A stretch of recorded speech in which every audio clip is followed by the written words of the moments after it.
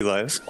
We are officially live. So welcome, gamers. No, Well, hey, we should talk about Mozilla real quick. yes. Yeah, absolutely. It's funny because I booted up Google Chrome and guess what I'm getting? Something went wrong. Message on the browser window. Typical. Do you guys have any ideas of how I could fix this? Well, you see, Thomas, Matt, you there always is. have a really good idea. I do. Actually, Thomas, if you could get off such an inferior product as Google Chrome and instead install the amazing browser known as Mozilla Firefox. I already have it installed. Oh my gosh, it comes free on most PCs, Windows and Mac. Wow, I clicked on it. It's still loading. All right. I'm gonna walk and get chili, and I won't narrate if Firefox takes long. But I'm assuming it won't, right? Of course it won't. It's Mozilla Firefox.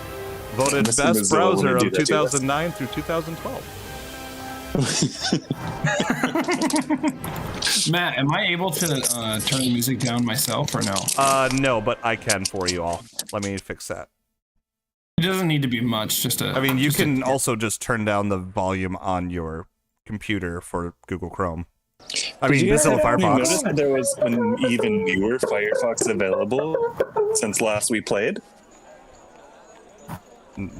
Yes, I did.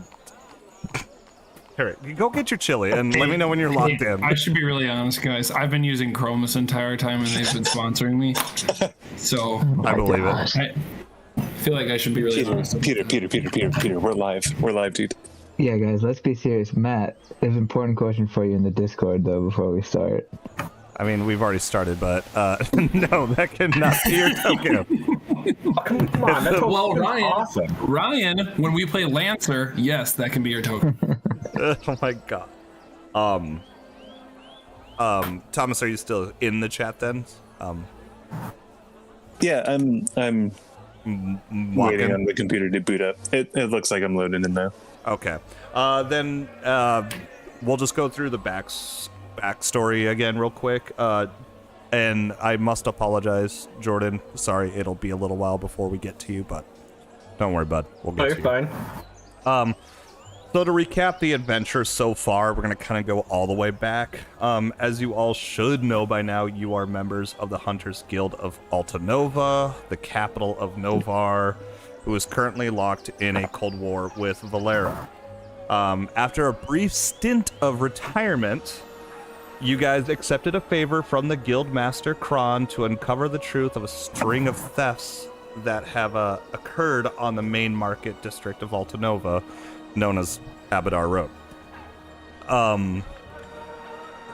During your investigations, you found that the butcher, the jeweler, the tailor, the blacksmith, and the apothecary have been the main targets of these burglaries. The bakery was also hit, but last time you've found out that to be an isolated, unrelated event.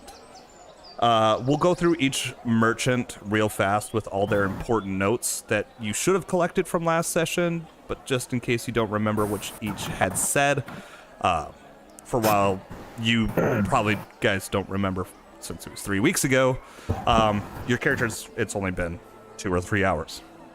So from the top, Baker Oswald told the party the man who stole the bread was caught and held by Jailer D. Baker's wife, Clary, is the sister of Guildmaster Kron. They both urged you guys to talk to the merchants around town, which led to Worf and Maroc went to first see the leather worker, Laurel, who had no conflict with any of the other merchants, nor has had any done unto him.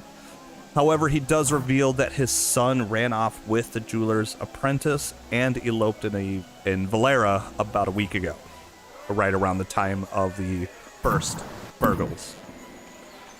Then Steve and Dandad, you guys talked to Jailer D, who had zero desire to investigate the thefts himself due to the hostility each merchant had shown towards each other. But he did let you guys question the captive man. also did tell you guys the butcher had meat stolen, the jeweler some gems, the tailor some cloth, the blacksmith raw materials, and then the apothecary ingredients unknown. And then Steve and Dan, you went downstairs, talked to Somione, the apothecary's son, who was captured by the jailer and imprisoned in his cell for stealing bread. He claims he only stole bread because he's too poor after running out from his mother's business. Most importantly, though, he mentions scuttling and other disturbances from his mother's shop during one of the nights he was out and about, but he didn't see anything. From there, unfortunately, it does get a little hazy. I'm pretty sure all four of you met up and then went to talk to the blacksmith. Blacksmith apprentice Corey talks for the blacksmith Steven, and told you guys that they had trapped the doors the last few nights, but they were never tripped when the shop was robbed. Corey mentions that he is also the local locksmith as well, and that the only things that were stolen were iron ore and wood. And the blacksmith promptly kicked the party out because Maroc just had to make an ass of himself and question his tactics on making traps. But I digress. Oh yeah, I remember that one. From there, Steve requested Maroc and, well, Steve actually requested Maroc and Worf to go stake out the town to see where you guys could stake out for the night. But instead, Dan went with Maroc, and to Steve's, to the ill of Steve's wishes, Worf went with Steve for further questioning. Actually, no, I do apologize. Because actually, before that happened, you guys talked to the butcher. Butcher Blake, who had seen or heard nothing, but actually accused his own wife due to her newfound wealth. However, after Worf's pressing, she only told you all that she had entered a pie-eating contest and won enough gold for the new clothes, and hopefully later a surprise vacation for the two of them. Tommy, do you remember your awesome zinger? You said. I talked to him. I talked to him about it. Damn it. Okay. Oink, oink, buddies. No. So that's when then we split off to the two parties, and it's Steve and Worf who continued the questioning of the rest of the village. Which then was next jeweler Trista, who strongly believed the thief was Armand the tailor, but offered no evidence save for the gemstones he had been using lately. She states she keeps her gems locked in a storage room, and also thinks Armand might be in cahoots with Corey, as he is the town locksmith and the only way that Armand supposedly could break in. Can you refer to the detective duo of me and Worf from now on as the Hardy Boys? Because it works either for the detectives or the wrestlers. So then the Hardy Boys headed on over to Apothecary Rena, who also did not offer much either, only being upset that her son, or only being upset that A, her son was a thief caught by the jailer, and B, only demanding her items be returned to her. But when you guys pressed her, she did claim that the items stolen from her could only be used to make bombs and a specific poison, but refused to elaborate any further. She once again suspected Corey, again due to being the town locksmith and also having to care for a newborn baby. Then the Hardy Boys moved on to Taylor Armand, who proves his innocence mostly by showing the receipts of transactions from the caravan from Valera of the gemstones he had purchased and was using on his clothes. He also said he was hearing explosions underground, small explosions underground during the night, or at least late evening or early morning, but passed it off as activity from a dormant volcano nearby. As well, he suspects the perpetrator is unlikely any of the other merchants due to their low intelligence. Brutal. See here. Oh, and then, I'm sorry, of course, how could I forget? Lastly, Florist Fawn, who Worf had such an interest in from the very get-go. Florist Fawn, as innocent as she was... I did not. Oh, you totally had some interest in her. I didn't say positive or negative. You just had some interests in Miss Florist Fawn. I thought Maroc did, so it piqued my interest. Probably. Both of you thought you were getting to the bottom of it by going after those who weren't hit rather than those who were. Hey, I don't like this. That's implying that we were wrong, Maddie. I don't appreciate the tone that you just took with me.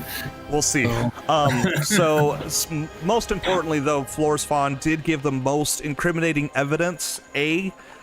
She did find a seal of the Forsaken while shopping for seeds at the apothecary, for which, if Maroc told the rest of the group, the Forsaken were a group of demigods who were worshipped by a group of burrowed individuals from years past. But either way, that's about all he could glean from what the Forsaken These are the were. demigods that like burst into flames, Maddie.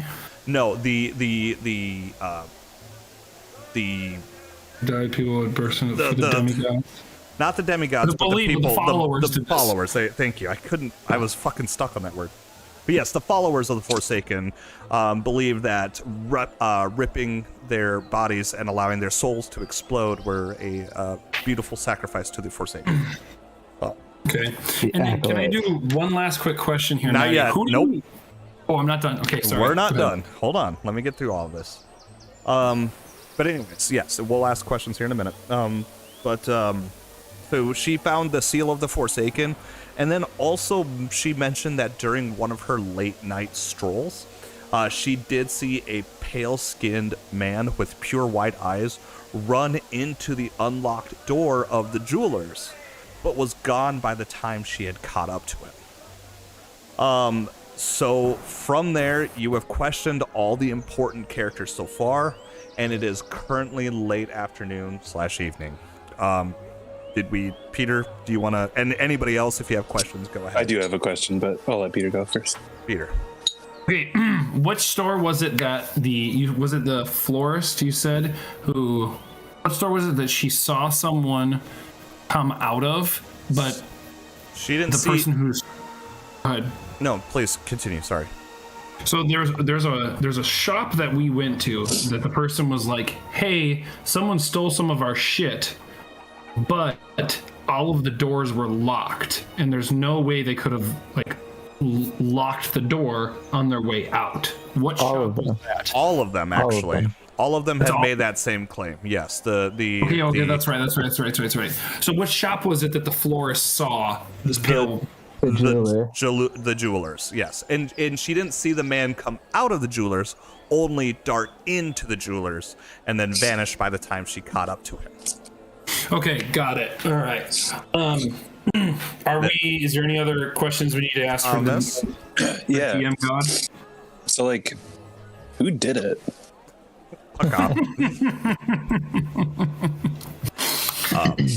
We should just ask that at the beginning. Looks like we're taking the long road. Sorry, I tried.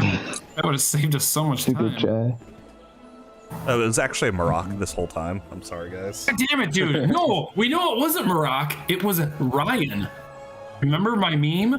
I gave us the answer, guys. Oh yeah, that's right. Then he was the nice guy.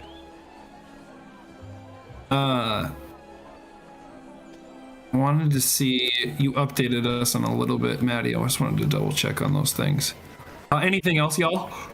Before we start playing, you still has these books. You already guessed nobody. No, I'm just yawning. Calm down. One item the apothecary kept locked in her storage room that was also stolen was a fungus, not a flower. Yes. I don't remember that. So she had mentioned a couple of items that were stolen were in her normal main stores, but in the back rooms she had mentioned that she had also had a specific fungus stolen. I said flower. I meant to say fungus. And this is the apothecary? The apothecary had a fungus stolen from her back room. Fungus stolen from back room. Okay, got it. Anything else, boys? Or are we ready to do some more RPN here? Let's rock and roll. Okay. All right. Well, it is late afternoon, early evening, probably about 4 or 5 p.m. Probably about 5 more hours before sundown, but of course, plenty still to do. Okay, We were overall so talking about setting up watches, right? that's right. I remember us wanting to do that. Yep. I feel like Maroc was going to hang out up on the top when we get to that part. I was going to hang up on top of one of the buildings because I can see pretty good distance and or hit something with my bow if I absolutely need to. If these people, we seem to think now, right, guys, that these people are probably burrowing into or tunneling in from underneath into the stores. So does us being up on a roof, is that still the plan that we want to go with? I feel like we can kind of even part. Was there 100% proof of that? No. Well, none of. Go ahead. Sorry, Steve. None of the places have showed any sign of forced entry. Usually the doors were still locked the next day, and that medallion we found would also point to some sort of tunneling and all the people hearing explosions and rumblings from underneath the ground. What medallion? The seal of the Forsaken. Oh, okay. Bro, okay. Yeah, And but also however, it's still weird though, Steve, that the florist saw some like pale man dart in. Did she say dart into? Did she say disappear into the wall? Did anyone catch that? He walked into the door of the jeweler. That's what she said. He walked into the door, or he opened. He the went door? through it because she followed him in and it was unlocked at that point. But once she got in there, he wasn't in there. So he probably escaped through a hidden tunnel, would be my deduction. So either way, though, they still have to enter into the buildings through a normal. It seems like they're entering through the buildings through a normal door, correct? No, because most of the doors are locked. How the fuck did he unlock that door then? If he was already inside of it, he could have unlocked it to come outside to grab something else. And then he went back inside. Can I propose another idea, Steve? Sure. If you were a man trying to get in through the rooftops, where would you prefer sound being made? What? Oh, you think this was all just all the underground explosions and noises were just to try to draw attention away from their real method of entry? Maybe not. I don't know. That's But if I was a stinky florist, I wanted to steal some goods from the local shop. you might be onto something there, partner. Thank you. Just in case, I think we should split up when we're staking this place out just to cover more area. I think I'm going to pick somewhere on the ground. But super cool idea, bud. But I'm curious. It just feels like you're not really believing in me and my deduction skills. No, dude, you're my partner. You're my partner, Worf, and I have every bit of faith in you. But I just so you want to be on top of the forest roof, buddy? It's okay, Worf. I got you. You and I'm sorry. I apologize, you guys. I've been taking you guys out of the game. Hold on a second here. Actually, hold on. Yeah, Worf, I got you. I'll be on top of the roof with you. Don't worry about it. No, so once again, So once again, what you guys need to imagine is that was actually Maroc going back into his backpack, pulling his beak out, slapping it back on his face, and his voice returned. Maroc didn't put his dentures in. Sorry about that, guys. That was awkward. I know you guys were all really confused for the last 5 minutes, and I probably confused Jordan too a little bit. So, okay, so I think maybe doing me and Maroc on rooftops, you have a general eye on everything, and then the rest being on ground. Yeah, I like that idea. Yeah. Let's do it. Sounds good. Are you guys gonna try and be in Shit, specific Dan Dan's buildings?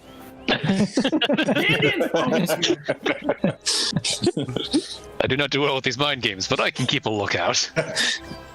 Didn't you roll a natural or a dirty one? That was rolled a good a moment. dirty one on a religion check. Yeah. That was cool. Matt, did I already roll a recall knowledge about the possibility of what creature? Okay. Yes, you did. You and you got all the information you could glean from about the Forsaken. Oh, about the Forsaken. That's right.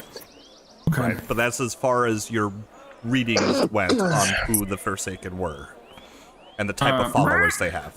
I have some alarm snares. Should I set some up? Because I know we were kind of debating that last time. What should we do with those? I think that's smart. I mean, we can't spread ourselves through every storm. Throw it in their doorways. But they're not going through the doors. I'm sorry. They're not going through the doors. I guess what spots then? Yeah. So is this magic? They're not actually tunneling. I would think so. Well, we had there's no disturbed ground, right? Yeah, I know. That's why I'm curious because they're elementals. But there's no disturbance in the floors. What's the floor made out of in all these places, Maddie? Is it actually what we actually physically are seeing? Yes, like tiling, wood. For the most part, yeah. Tiling, stone, yeah. No wooden floors. There's some wooden. There are wooden floors. The bakery, the leather worker, and the florist have wooden flooring. Should we go stomp around? Literally. But none of those are the ones that have been hit, right? Correct. By these people? Shut the fuck up. Was the baker hit? No, he was hit by somebody else. He was hit by that normal dude that was just hungry. And then who was the place that Thomas and I harassed? That was the leather worker. They weren't hit. No. And the florist. No. The florist was hit. The florist was not hit. Sorry, shut up. That's the reason why Worf wanted to go see the florist so much, because you wanted to go see the people that didn't get hit. But we never put together the flooring though. Shit. Yeah. So it probably is magic then, dealing with earth or stone or something. Well, okay, good question. Okay, so Matt, do I need to roll anything to actually double check that? Like, what do all the floorings have in common? 100%. Hey, Worf. No, I mean you can pretty much deduce that. Partner. Yeah, they're made of either ceramic or stone. Okay. What are the ceilings made of? That's another great question. I didn't get information about that, but I found something related. You want to know what are common floors? Hey, Google, shut up. Did you guys hear that? Yes, we all fucking did. It's fucking loud. Oh, shit. Interesting question. Let me pull up results. I swear to God, if Google knew your answer, Matt, I would have quit right here and been like, well, I'm going to bed, guys. Google just ruined this campaign for me. Answer is Steve. Thanks, Google. Okay, so then let's not bother with anything with the wooden floors then. Is what I'm hearing, correct? Yeah. Yeah, it just sucks as those are the only ones that could be hollowed out and have access. I mean, maybe the other ones are stone. They're all made of something with earth. It's either Yeah, some I mean, we stone. could still like tap dance on them and see if we could hear like any hollowness. I don't know if there's much of a chance of that. Maddie, can I just say this? When it gets to be the time right before we're about to do our stakeout, can I just go put my alarm snares somewhere? Yes. Well, when it's time for that, we'll get to that. What do your alarm snares do precisely? I will tell you. You create an alarm snare. You designate a range between 100 to 500 feet at which it can be heard. When a small or larger creature enters the square, snare makes a noise loud enough that it can be heard by all creatures in the range you designated. So I can make the range anywhere between 100 to 50 feet. Once again, that was actually Maroc saying that with all the mumbling included. Okay. 500 feet. So theoretically, you could put these inside, and it wouldn't it's not shooting up like a flare or anything that would cause damage if it went off inside of a building. No. But I mean, everyone in this whole village would hear. I'm trying to do a. Yeah, everyone's gonna hear it in here because this whole place is only 250, not even. So I could easily make it where we could hear it all. And also the creature would be aware, whoever the thief is. True, but then at least we know which one was hit, and then we can go that way as quickly as we can. What's the range on the? Or how big is the area? 5 feet. Okay. Yeah. So unfortunately, if they don't hit it, then we're fucked. Yeah, then we're really in trouble. But we know that they used doors still, even though they have the tunnels, and we could set it specifically at the door that the florist saw the man come out of. Like what Steve mentioned, is that they're clearly able to get through the doors without triggering anything. Because I mean, that locksmith boy, he one of his locks were broken. Whatever his name was again. Corey. Right? Fucking Corey. Keymaker. Sorry, he's not a locksmith, sorry. Keymaker. So and that's when that blacksmith bitched me out too. Is there anything else, boys, or I say we just fast forward to stakeout? I say so. I still think it's worth it, so we know he wouldn't set any traps off. Yeah. I don't whoever is doing this has not set up a single trap, because didn't the blacksmith said he had set up traps in his own shop. Nothing had happened. Yeah. But also that doesn't mean he used those doors. True. Like maybe he just has a specific door he likes using because, I don't know, makes him feel good. Or a window. Just want to recap one more time. Did our DM just drop a hint? The things that were stolen were from the apothecary. Can I pause you real quick, Peter? Yeah. Thomas, I really just wanted you to be like, oh my gosh, a hint, and then realize that the blacksmith's building doesn't even have windows. Well, when we D&D, I wander my apartment because I can't help but pace on phones. So now I'm looking at the map, so I accepted it. I'm sorry.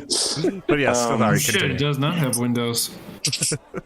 Sorry, continue. That's would be depressing against for them. safety regulation. Well, yeah, I still think setting traps around random areas if we have them, like, why not? What are we losing there? I think we have the that's time. a fine idea.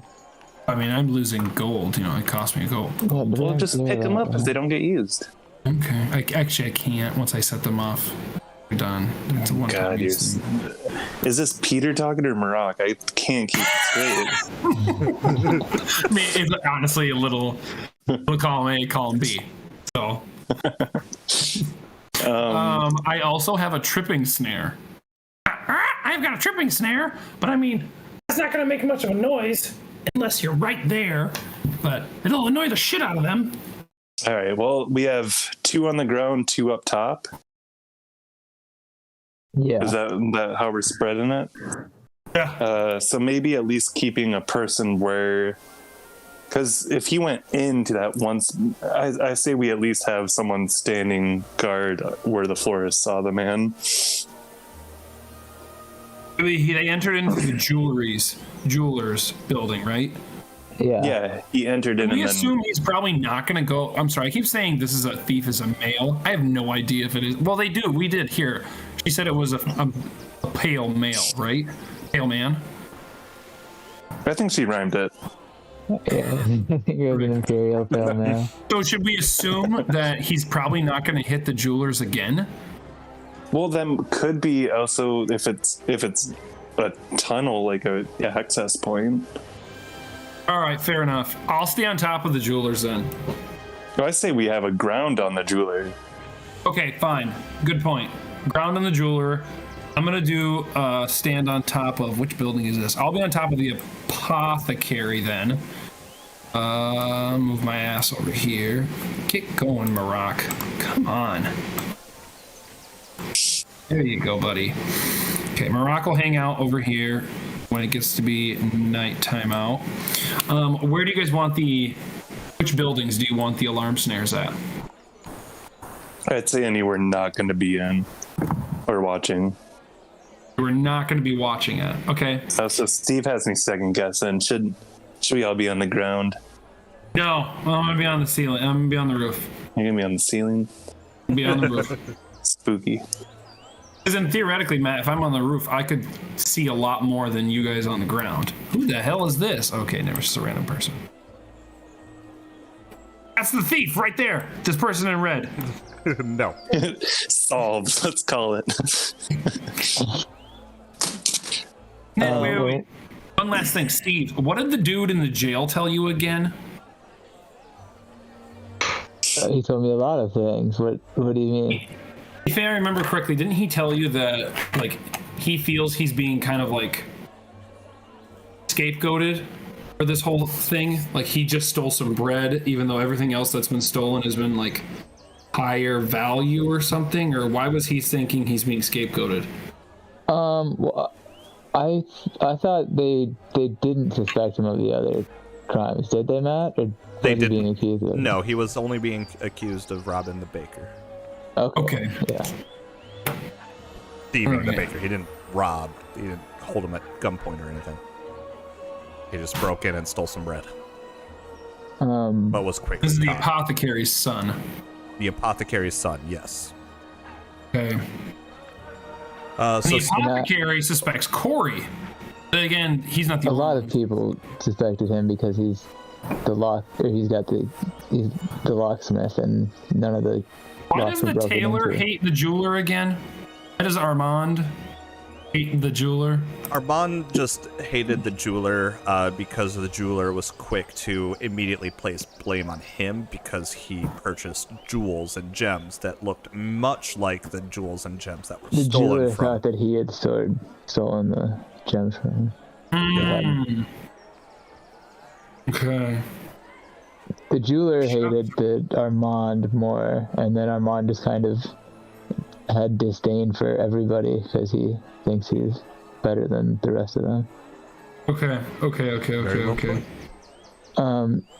Can I, when we're staking out, Matt, can I like lay with my ear to the ground? Would that be of any benefit to me? I mean, I can't tell you. Well, I'm going to do that. Then. Okay, then perfect.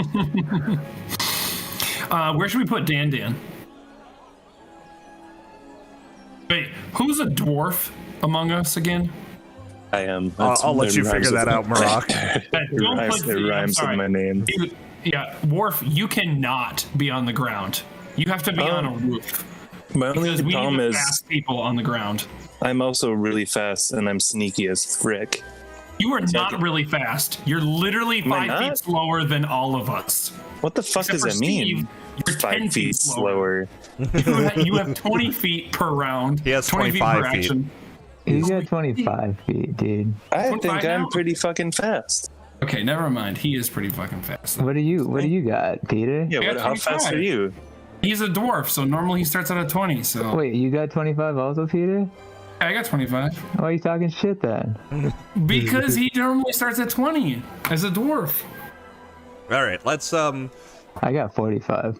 Yeah, but yes, you're thank you. fucking Shut up, Steve. Dan, where would you like to He's basically a horse. per this stakeout, where would you like to plant yourself? Right. By the way, Jordan, you can see all of this going on, right? At least from Marock's Feet only. perspective. I want to assume how long Steve's wang is. Jordan? I assumed you were watching Steve P. Yes, I can. Okay, thank you. God, I gotta keep turning you up. Well, all of you have seen Marock's wiener. That's true. That is I true. saw This it. corner would I think cover a few times. good spots. Okay, perfect. Worf, You guys where gotta do you clean want it to up be? or we're gonna lose our Godzilla sponsorship. Firefox which is roof really does desperate. Maroc He'll take live on? anything. Is it the one Maroc is standing next to? Say that one more time That's for the me, building please. I'm going to be at. Maroc's on top of or next to the building that he's going to be on the roof of, right? Yes, yep. Okay, then I will go. I think it's. I can't remember how to ping or anything on this. It's the one with the fire pit and the 3 tables. Yep. You're gonna be on the bakers. corner. Yeah. I'm gonna scoot you over there myself. Also, if I'm going to be on the roof, I want to be somewhere that I can also like easy access to jumping off. Okay. tall Yeah, is- you can how tall is the slide down the tree that's right in front of the baker's house Ooh, all right. for some style points. How tall is the roof, Maddie? 10 feet? Yeah, we'll just call them 10 feet. I didn't anticipate anybody being on roofs, so I do apologize. Except for the blacksmith. The blacksmith and the the butcher do butcher. have 2-story homes, and so yeah, they would be about 25 feet.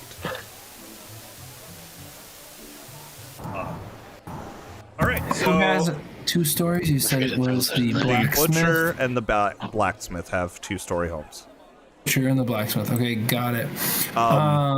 Where's Thomas at again? Oh, Thomas there's is on the Dan. Kitty corner, Thomas D. on the baker's roof. Baker's room.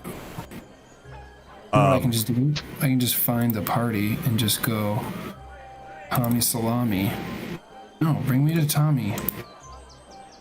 Anyways, so then yes, if we're gonna fast forward, Peter, where do you want to put your traps?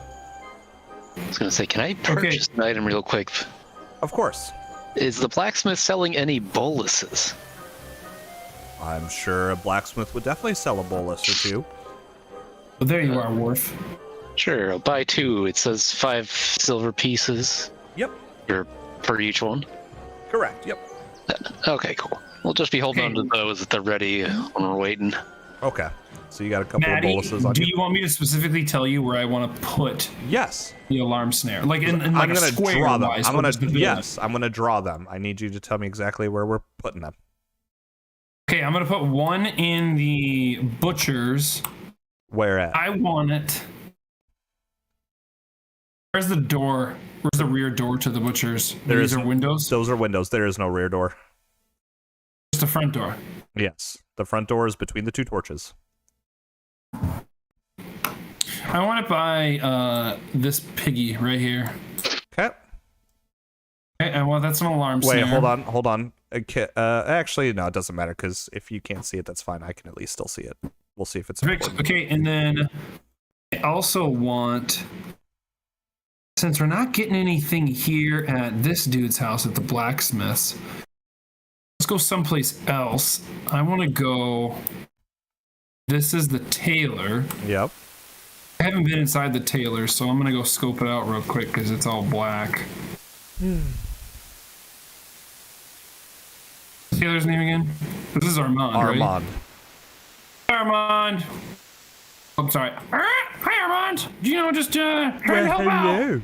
Well, of I don't want to course. come to talk. Sorry.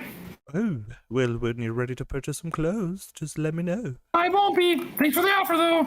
Oh, then okay. Gonna preemptively. Oh, did that make a sound effect for the doors opening? It did. Yeah. Kitchen. It's locked. What? Hey, Armand. I need to get into these Yes. rooms. What's in here? Oh, why do you need to get into my stores? I need to set up a trap for the people who are trying to sneak in. All right. Well, first, may I see some credentials before I just let you into my stores? God, Star and Ray's Grace. Come on, Armand. You guys have never met before.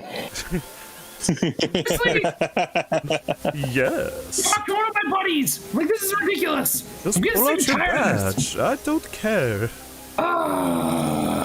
And then Marak is like sifting through his stuff, and we have a guild badge, don't we? Yes, you have a badge.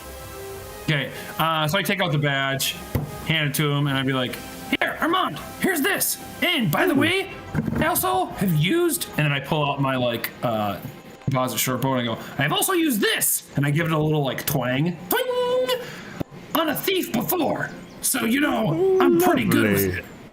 Well, lovely. Well, let me know how that works for you. I will. Here's my first stores.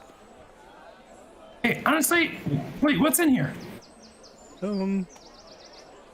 Just my wares.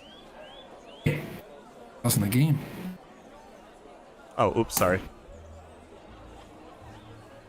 Why don't you come out of there? I'll show you the other Can I do a storeroom. perception check real quick? Sure, go ahead. Initiative, just regular perception. Mother. Come on. Oh, wait, shit. Sorry. Seriously? Oh, how do I do It was this? a 1.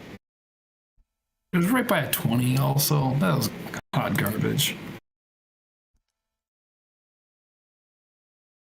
Is it Taylor? Why does he have a wash basin and stuff in here? Oops, sorry. I didn't mean to pause that. Okay, sorry. I'm sorry, what? I was doing something else. I got a nat 1. Oh, never. Yeah, you don't know shit. I mean, why? You don't wash clothes? Okay, yeah, all right, okay. Fair enough. Okay, all right, what's in here? And my I second get it. storeroom. Be where you up your clothes and stuff, huh? Yes.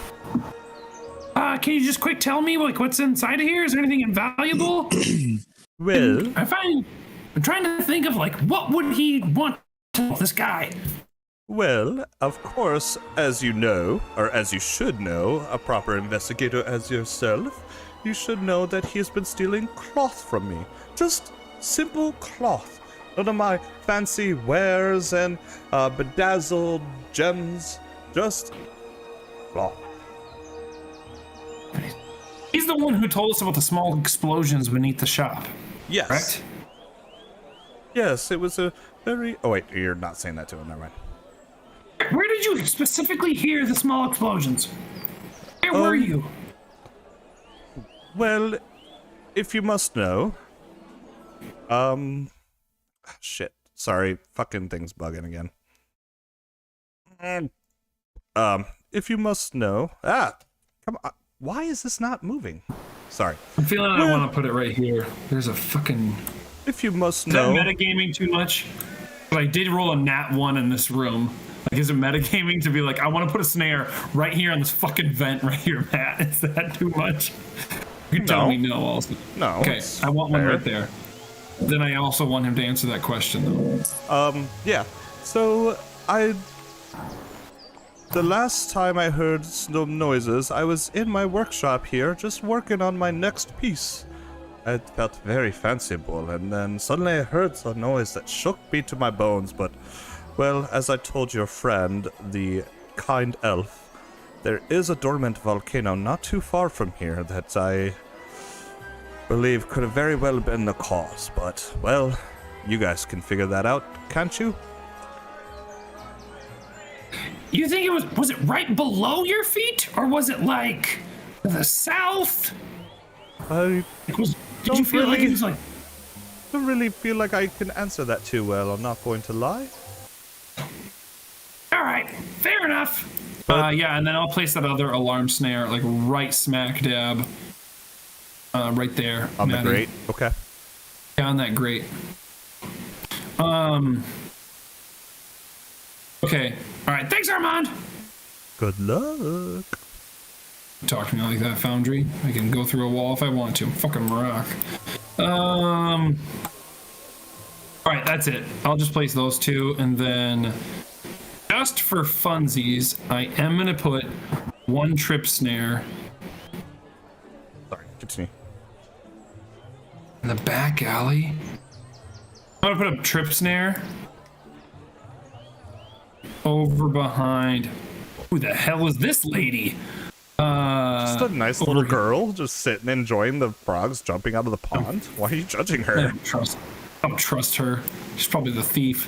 Where's the door to the... At the front of the jewelers. Oh, that's where she saw it? Okay, my bad. I didn't know that. Yeah. She was just on her nighttime stroll on the main road. Okay. Do you think a young gnome such as herself would be anywhere else but where there's plenty of light? Then when it gets to be actually nighttime out and no one's there, I will put a trip snare right here so that way I don't accidentally trip some customers coming in and out. And poor Steve is like, oh god! Oh, okay. Just a trip snare. Oops. Okay. All right, that's it. I'm done. Thanks for letting Maroc have his own little show, guys. All right. So we will now fast forward. God. I am trying to draw a square. Please, game, let me draw a square. Thank you. So we will now fast forward to nighttime. And sure enough, as the day wears on, less and less people are out and about. Nothing really exciting going on, so to speak. The air turns cold. The streets start to empty out quite a bit. And sure enough, all seems very quiet. But obviously not dark, for the rest of the street and the main torches stay lit for the late time travelers. It's annoying. Why didn't I?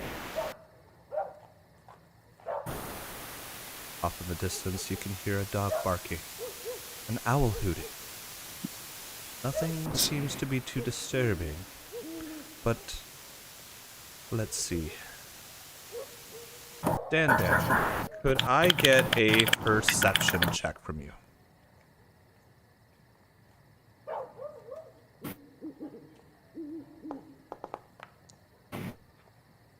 Yeah, I'll take a nat 20. Yes, you will. In the distance, just north of you, you do hear the kind of like a metal shifting noise, like, and a scraping sound as if something kind of scrapes or rubs against the stone floor just north of you. And after that, just silence once more. Does it sound like it came from in the building or outside of it? You definitely, well, actually with the nat 20, you can definitely tell it's coming from within one of the buildings north of you. We'll just post up on the opposite corner of the street and keep watch. Okay. Worf, actually, you're close enough by. Go ahead and roll me a perception check. Let's see if you heard it. I'm sorry, I didn't see you over there. I saw Steve. Yeah, whatever. Shut up. Love you, buddy. Here we go. Yeah, nope. You heard quite nothing. Well, I'm looking with my ears. Dan, you hear, since with that nat 20, after you kind of move about, you keep quiet, keep your body pressed against the butcher's building, kind of quiet, and just keeping a lookout. Rock, yeah, you could see. You don't really see anything, but you're not hearing anything either. Well, if I'm on top of the roof, am I able to see a little better? Or yeah, I gave you, I changed your vision range. About, I'd say 10 to 15 minutes pass, again, of pure silence. And suddenly, the door to the butcher's shop, oh, these doors should have been closed, but that's fine. The butcher's shop opens. Dan, are you trying to hide, or are you trying to just... What are you doing right now? Are you just standing guard? I'm basically just standing guard waiting to whip a bolus at something that shows up. Okay. Worf and Marak, can I please get a... If you're trying to hide, please give me a stealth. Okay. Steve, if you are also trying to hide as well, go ahead and just throw it. You are pretty far, though. As I'll use my hunt prey. Designated creature as you're focusing. You must be able to see or hear the prey, or you must be tracking the prey during the next. Okay, Maddie. Since I am tracking this pale man, am I able to use my hunt prey on them? You must be able to see or hear the prey, or you must be tracking the prey during exploration. you don't know what the prey is, you cannot track it. But if I know it's a pale man, You don't know what it is. The information is not concrete enough. You don't know what it is. You cannot track it. I'm sorry. all right. Fair enough. Dan. The door to the butcher's shop opens very still and very quietly. Out pokes the head of a very short, pale-skinned man, cloaked. And he kind of looks to the right, looks to the left, sees you, and utters something of no coherence to you, for you do not speak its language.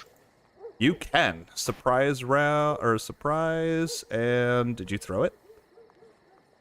That wasn't me. Oh, okay. Oh, that was my stealth. Sorry. So I get to make a range athletics check to trip him at a -2. Yep.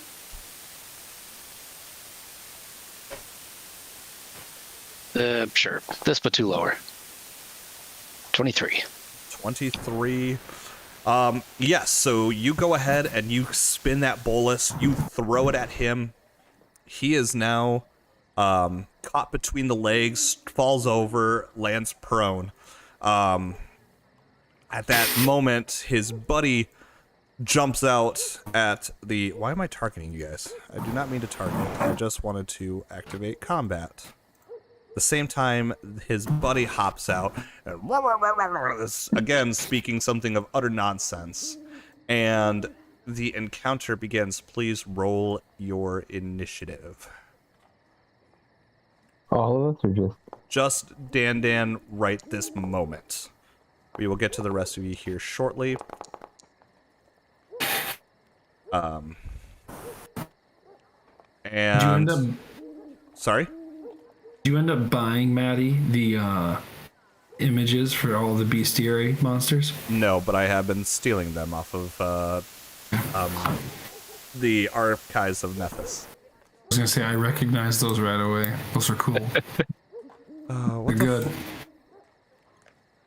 Does the item itself... Dan, can you throw a bolus on the chat window for me, please? Usually it can tell me exactly all that he is, but he should just be grabbed and prone. Tripped, yeah. Pop. Okay, no, it doesn't, but that's fine. He's grabbed and prone, so he falls down on the ground. But the... Let's see here. Well, did he made an athletics check against him, right? Yes, it's already been resolved, Peter. Oh, okay, all right. Thank you.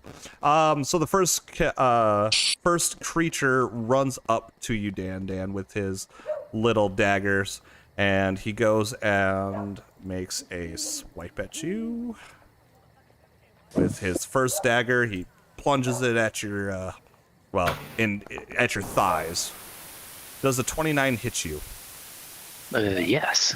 Please make a fortitude save for me while he does a little bit of damage to you. Dan, you will take 5 points of damage as a dagger stabs right into you. Dying. You were at dying. You were at least able to stave off the poison, but he takes his other dagger and he plunges it also right into your other thigh. but does a 23 hit you? Yes. Oh, I am sorry. I rolled the wrong roll. We're gonna redo that. A 15 does not hit you though, right? No. No. So the next creature is going to spend an action undoing his boluses, which have to... Oh, it's just a fortitude or athletics? It's probably if he's trying to get out of being grabbed. Yeah, it's just athletics. It just trips him, so all he has to do is just stand back up.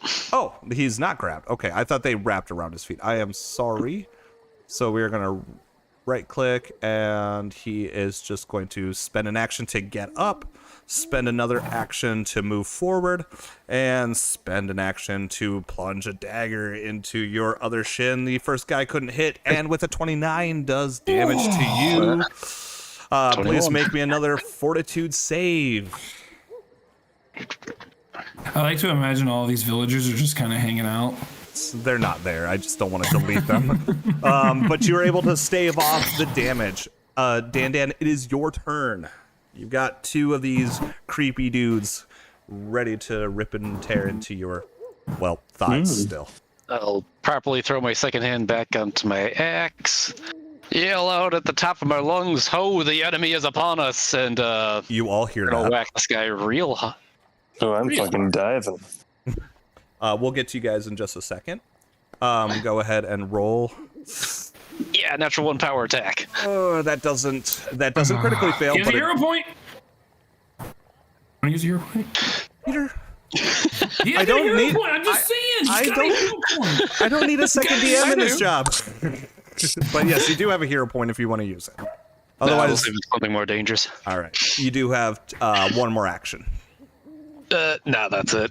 Okay. I had to grab my axe and power attacks too. Oh, that's right. So Worf, Maroc, and Steve, you guys heard Dan shriek. Go ahead and roll your initiatives to get in on this action. Sure. Oh, you said all of us, right? All three of you, yes. You hear him shrieking. You hear a Dan shrieking. Am I allowed to roll stealth? Dan. Since I was trying to avoid notice. You can use stealth instead, yes. Okay. But you already rolled I your should probably, initiative. Yeah, but I was gonna it's- say. No, that's fine. I'll just keep my. So I rolled a 2, and I think it's gonna probably be the same anyway. Yeah, it'll be All the right. same. So. Steve, you are up. You hear Dan screaming as he charges an axe, but unfortunately misses. Where's he Which- screaming from? He is screaming. His screams came from the west, down the street. All right. So I will go that way.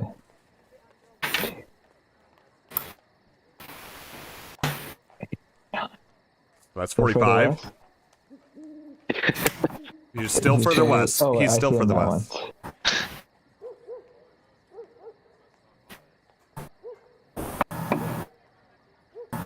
Where's the? Damn it! Oh, wait. There we go. You have one action left, and that's end action.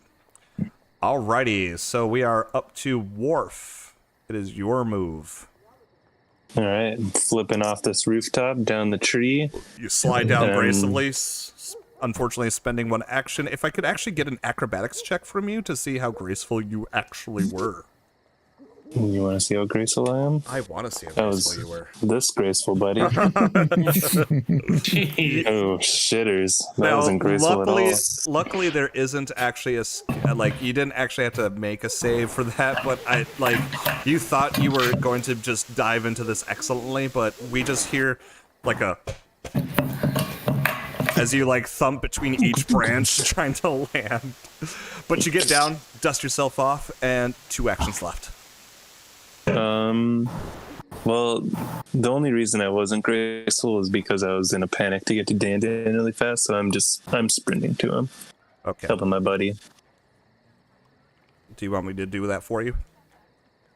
Oh, I could do it. I forgot how to zoom in, so this map is tiny on my... Mouse, but you don't have a mouse wheel, so I think if you take your 2 fingers and swipe. No, it's 2 fingers down. Oh, yeah. Thank you, buddy.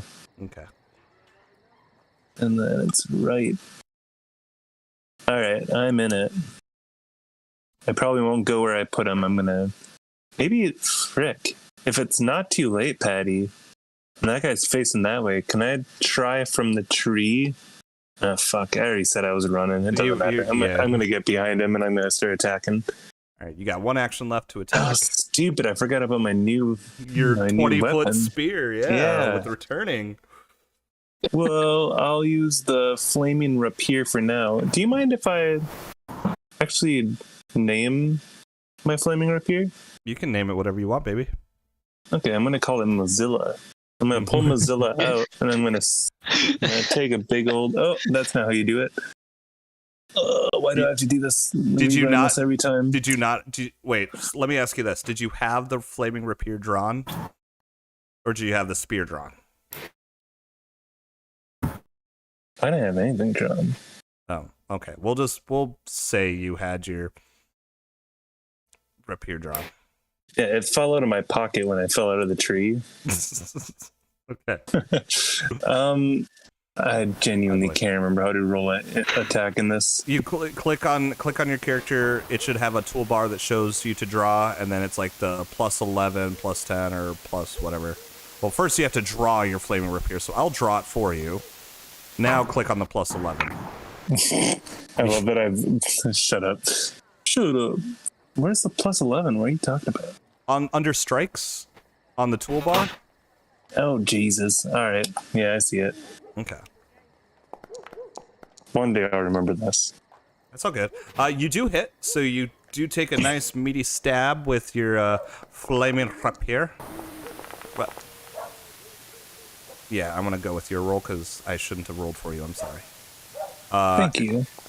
Stop rolling. Get the fuck out of here. I have your roll damage, don't I?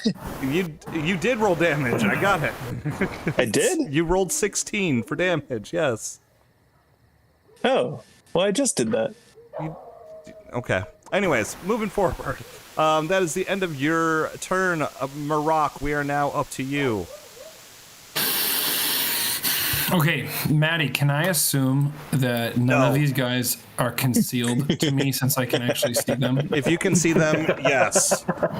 They're not concealed. Jeez. Well, concealed is different than hidden, but all right. I just wanted to double check. They're not concealed from you. No, you can see them. Okay. They're fighting. They are in open battle right now. Hey, hunt prey on this motherfucker. Okay. Sorry. Hunt and prey. And then I need to go ahead and roll a skill check on this. They are humanoids, but I'm going to go ahead and use Lore Master up in this. Okay. And then recall knowledge. Yep. This is a free action with this. 24. I don't know how much you're going to reduce that by for their... that is a critical. Critical? Yes. Okay, cool beans. So, hey, everyone, there's a weak spot on them right in the groin. Hit that. And if you guys, next time you guys attack, you get a +1 to your attack. Tell me a little bit of information about them, yes. Maddie. So these are Caligny creepers. Caligny are a race of humanoid. They're humanoid creatures that have burrowed under the ground years. We're talking almost a millennia prior, and have lived in subterranean terrain, sewers or tunnels or caves, etc. But they typically live underground. They are known as dark folk, though there is nothing dark about them. They're pale skin, bright white eyes. They followed the demigods known as the Forsaken. The Forsaken, of course, are those demigods that have unfortunately left for the Shadow Plane, but the Caligny still are devout followers.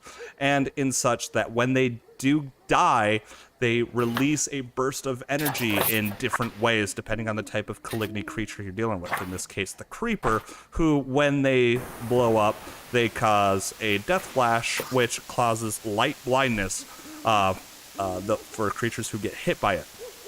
Their biggest weakness is a will, so any will attacks will be more successful. They only have a 19 to their AC and about 30 to their HP.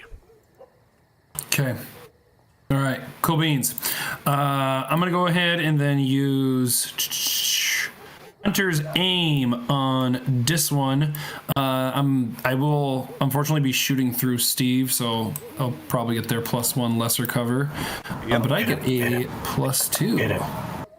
Hit him. Will not hit him, Jordan. Don't worry.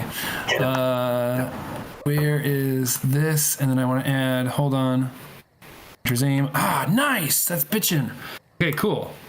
Here we go. Let's see what happens. Wow, that was horrendous.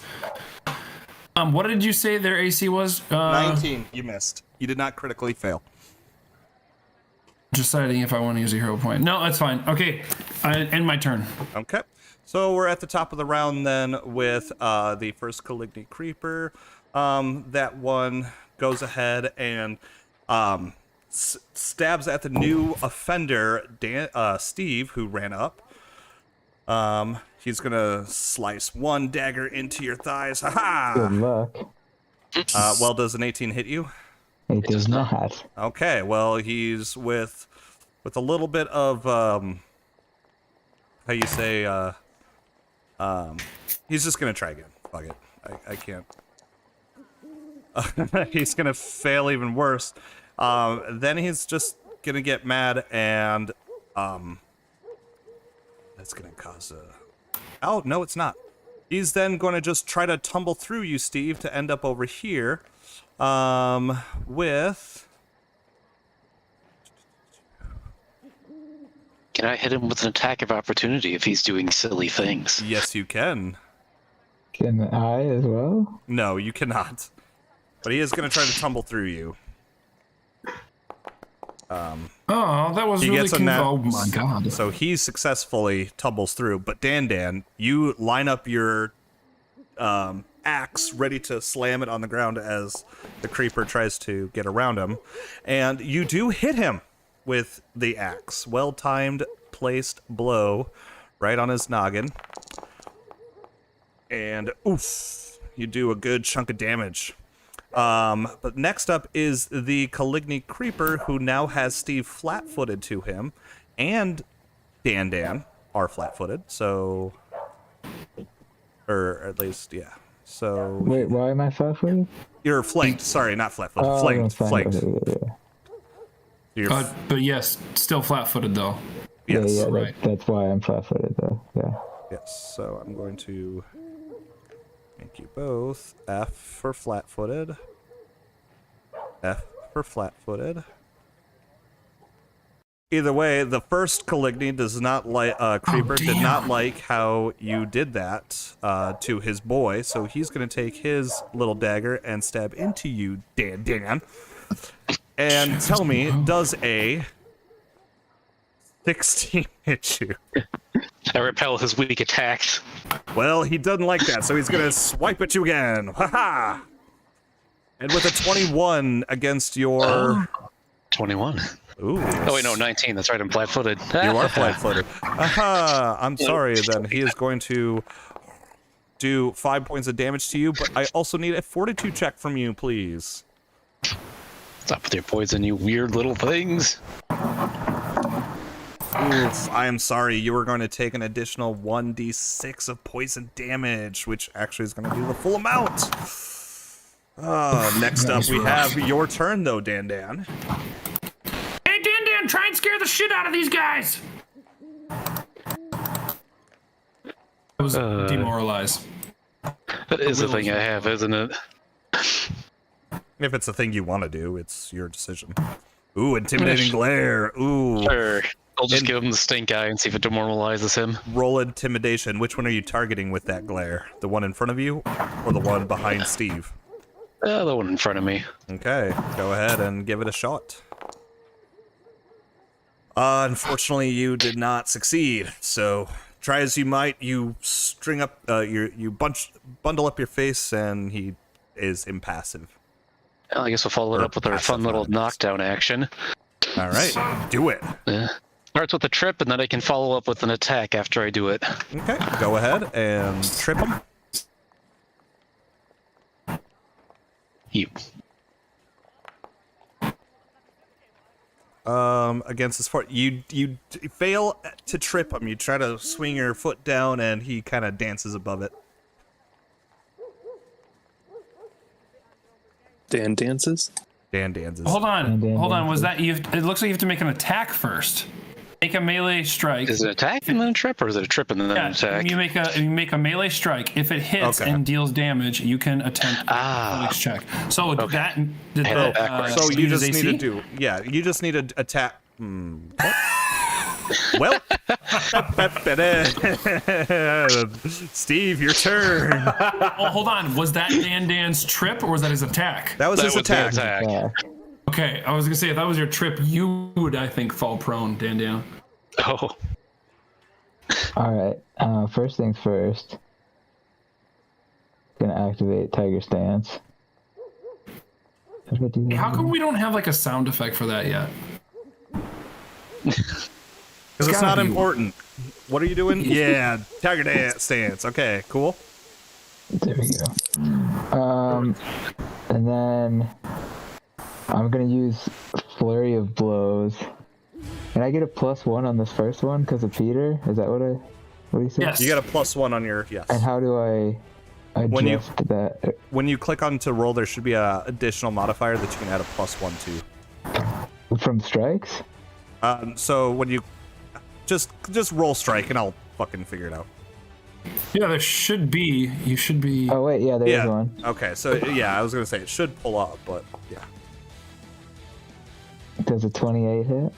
Oh god, yeah. It's not critical, unfortunately, but you do clock him hard. Damn it. Clock him right in the back of the. Ooh. With about as much force as you could do, and you just annihilate him with a blow right to his. Basically, you push his nose into where his brain is. That was max damage, wasn't that? Holy crap. And that was as much damage as Dan could have done. So that man is done. Dan. Right. He's got one action left. He does have one action left. Thank you. I But have, hold on. Actually, wait, I did Flurry of Blows, so I actually have 2 attacks left. So unfortunately, before you do that, though, all of you, Dan, Steve, and Worf, I need a Fortitude save, please. Okay, Dan failed. Steve and Worf. Okay, Steve, you're good. Worf, you're excellent. So when you crush his faith into his brain. No, I'm here. My cat fucking unplugged my fucking Ethernet cable. That's God, such a dumbass cat. Can you guys log back in? yeah. I'm in. Oh wait, I'm still. Oh, I'm still in now. Okay. Yeah, it looks like I'm still good. Yeah, it All right, shouldn't there have. you go. But either way, so Dan, you were the one who failed that throw, so you are going to be blinded for 2 rounds. So, sorry, Dan. But yes, sorry, Steve, continue with your blows, please. Alright.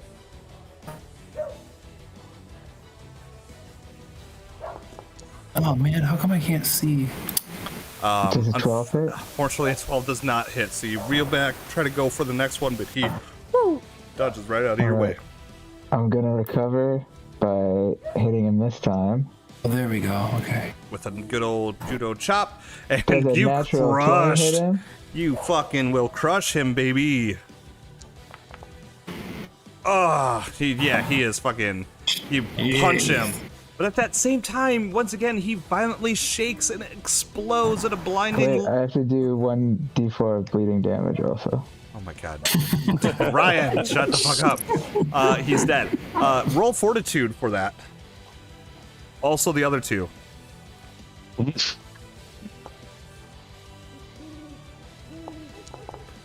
Steve, you're fine. Dan, you're already blind. But Worf, you're now also blinded for 3 rounds, but really it doesn't matter because combat is over.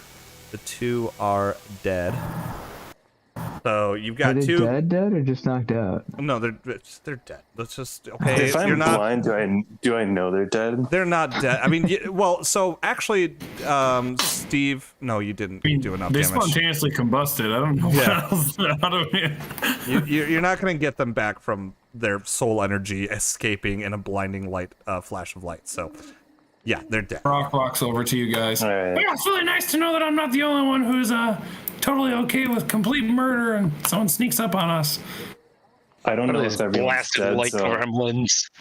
I'm just gonna point towards the last place I saw a body and try and intimidate. I'm gonna say, I'm gonna treat you like my butthole and beat the shit out of you. Do you want to roll intimidation for me, please? I sure do. Yes, you do, buddy. Just don't worry about it, Steve. I'm blind. I don't fucking know. I'm just trying to scare people. Exactly. So please roll it. Okay, beautiful. So yeah, Worf is making all these huff and puffy actions, but unfortunately he is facing to the north, so you guys don't know what he's talking at. My good dwarf, pray tell you do not do these things to your butt. Oh, sorry, that wasn't directed towards you guys. You're now no longer blinded. About 20 seconds has passed. So, is there any body left, or No, yes, their body isn't there anymore, but their clothes and their equipment fall into a pile, and what material flesh would have been left kind of turns into a carbon-like dust. Or carbon I dust. guess sift through it, look for anything interesting? Yeah, you can click on their body, you can see what's in their inventory.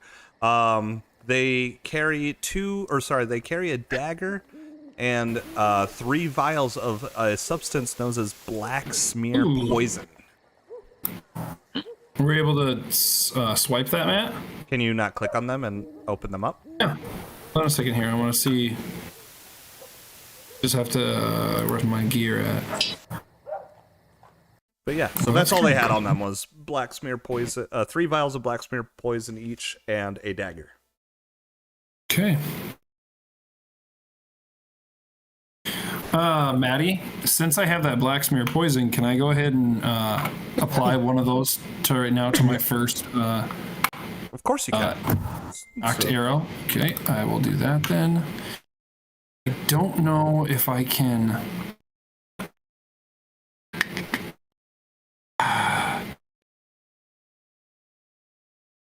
I guess I'll just have to remember that I did it. And then when we use it, I will.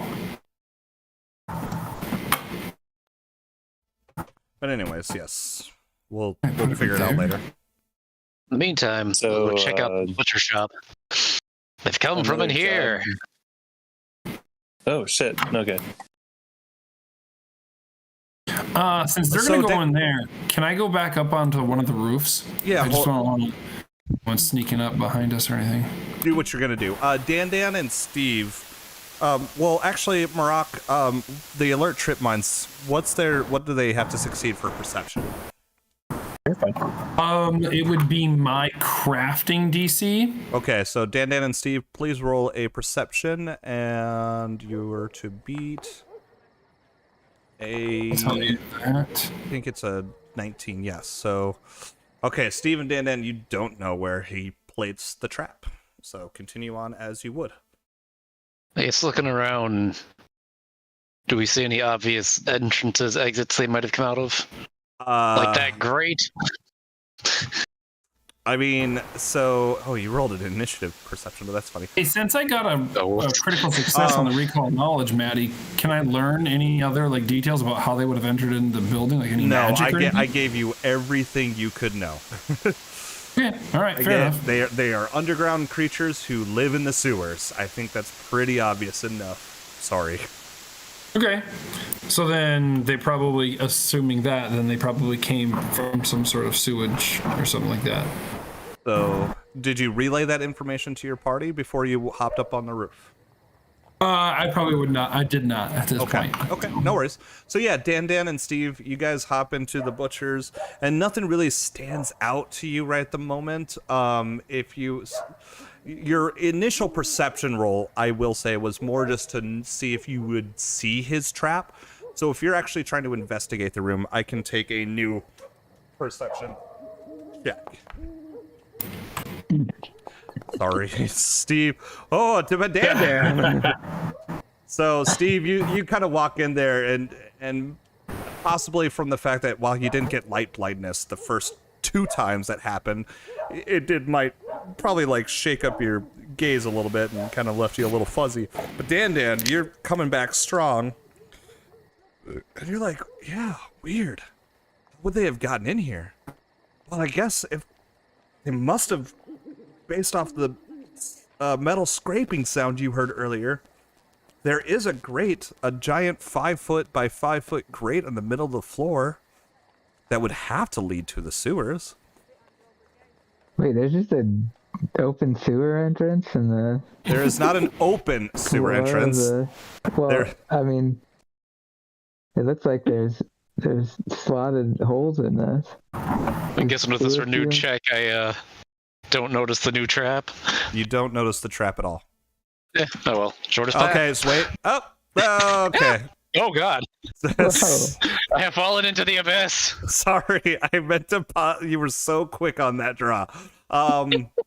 So hold on. I am going to bring you back up to the right place. Can I at the same time hop over the desk like a cool guy?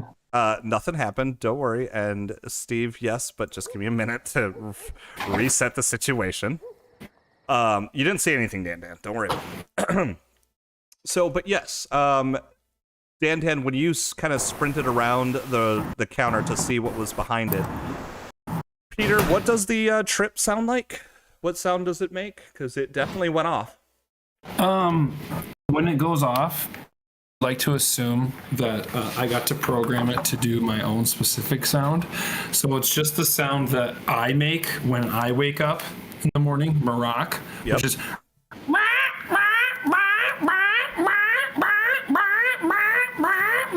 constantly. That's Worf. You're just hearing that scream and itch into your brain coming from the butcher's. How long does that go for?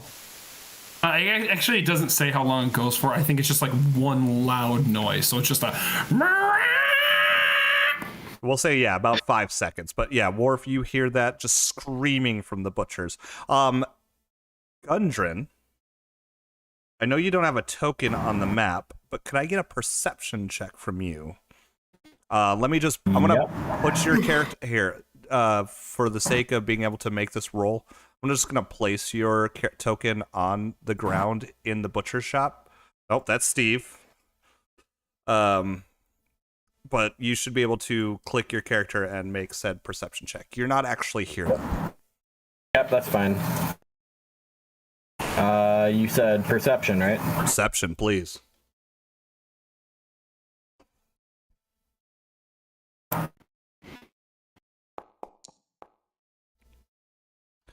And I do apologize. Could I get a fortitude check? I should have had you do a fortitude check before that perception. I'm sorry. I'm very sorry. Come on, Matt. Okay, never mind. It does not matter. You are unfortunately still in the state you are in. So we are going to move on. But yeah, so Worf and Maroc, you both heard from the butchers the for about a good clean 5 seconds.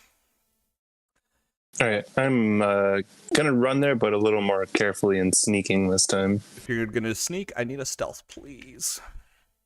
Go on it. But Dan, and so Steve, you see Dan approach the grate on the middle of the butcher's workstation area.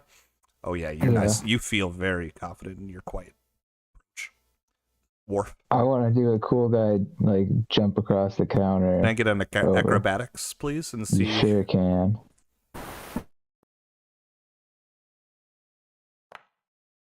Oh yeah, beautifully executed. You, in fact, you only use 2 fingers to balance off of the countertop as you flipped over it, landing perfectly right next to Dan, and of course there is a sewer grate right there on the bottom. Open sesame. And I just pull it up. Yeah, you quite literally, with no effort, based off of your +4 to strength, you're able to lift what feels like a good 40-pound metal grate, and which is not latched or locked in any way. It just lifts, and you plop it down next to it.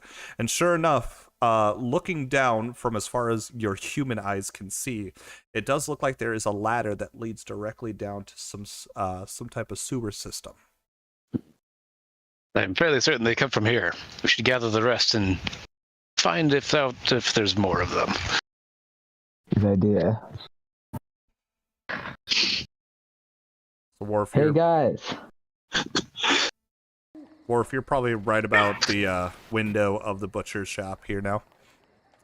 All right, I'll come out of the shadows once I hear Steve yell, "Hey guys!" Okay. So disappointedly, you stand back up, and you can now freely walk into the butcher shop. Which I will do, and I will wave to Steve. I will do for you then, since... Oh, sorry, I always forget that's the thing. That's and fine. I will wave back. So, Pretty crazy back there.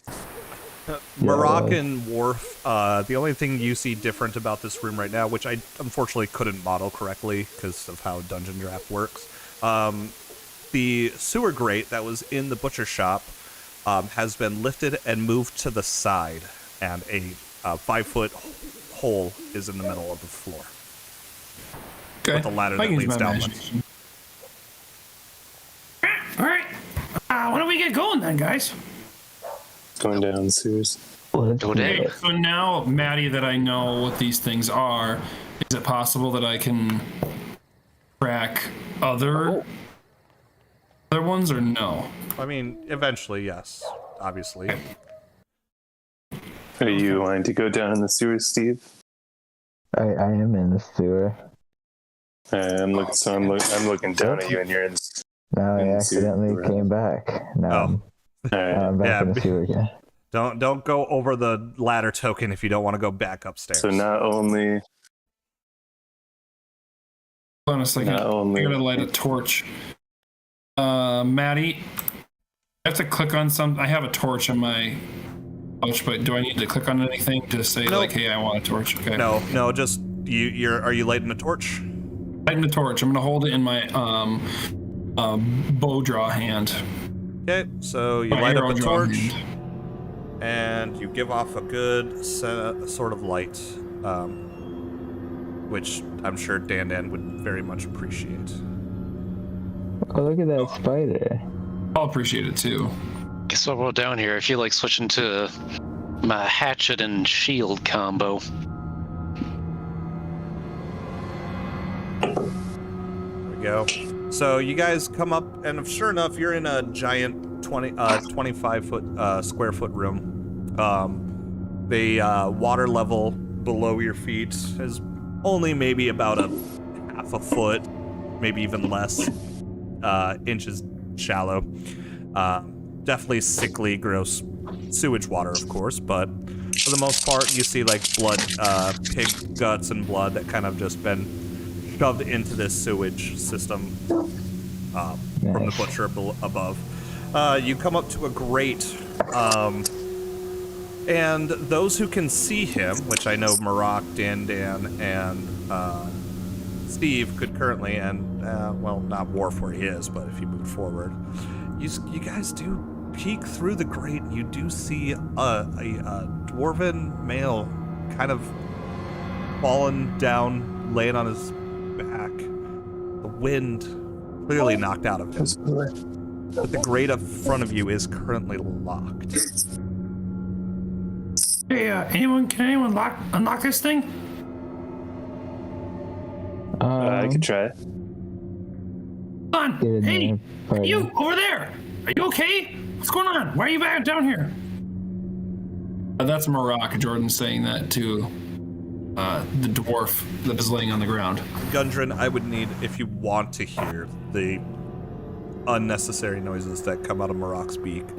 I'm sorry, that was me. But yes, if you want to give me a perception check with a -4, since you are currently unconscious.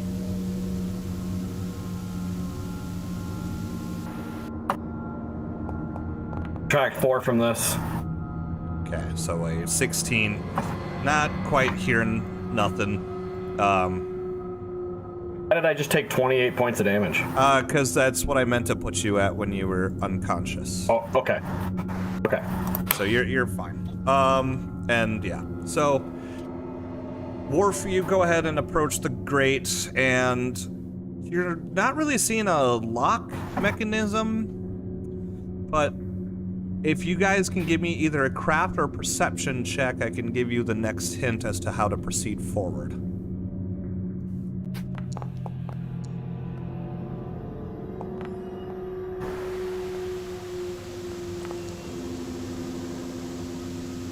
All right, Dan, Worf, and Marak. Looking at this grate, yeah, it seems like it's just been pretty much bolt and nutted into the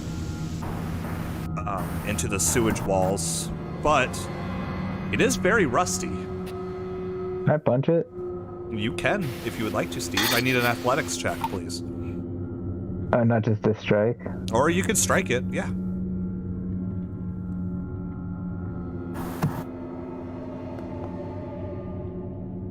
You do hit it. It is immovable. Did you damage? You do enough damage that, yes, you give it a... are you doing a punch? Yeah. You give it a, like a... Bam! And the grate just explodes and falls to the ground in a crash and splash. Alright. Damn, Steve. As you come out, you do see an unconscious dwarf lying on the ground, axe still in hand. It's barely but hoarsely breathing. I'm gonna attempt to shake him awake. Oh, okay. I'm sorry, Hey. what, Marak? I was gonna say, I could do a medicine check on this guy if we wanted to, like try and medicine him up, but I mean, I don't necessarily know anything about this guy, so maybe I shouldn't. I feel like we should at least take his weapon away from him. Probably a good idea. He's probably a nice guy. I'm just gonna try to shake him awake. Steve, hey Steve, can I just say Neil's shaking me. you're a really nice guy, Steve. Not everyone else is, though. Well, Steve, I think people will surprise you. Steve, you lay your hands on Gundren, and Yes, keep going, I'll be right back. even in the lightest shake, even in the lightest shake, Gundren, you feel yourself spring awake.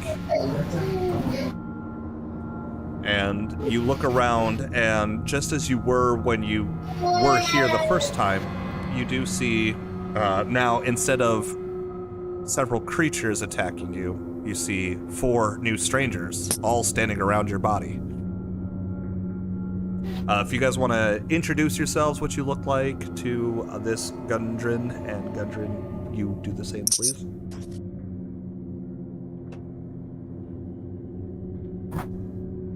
Who the hell are you?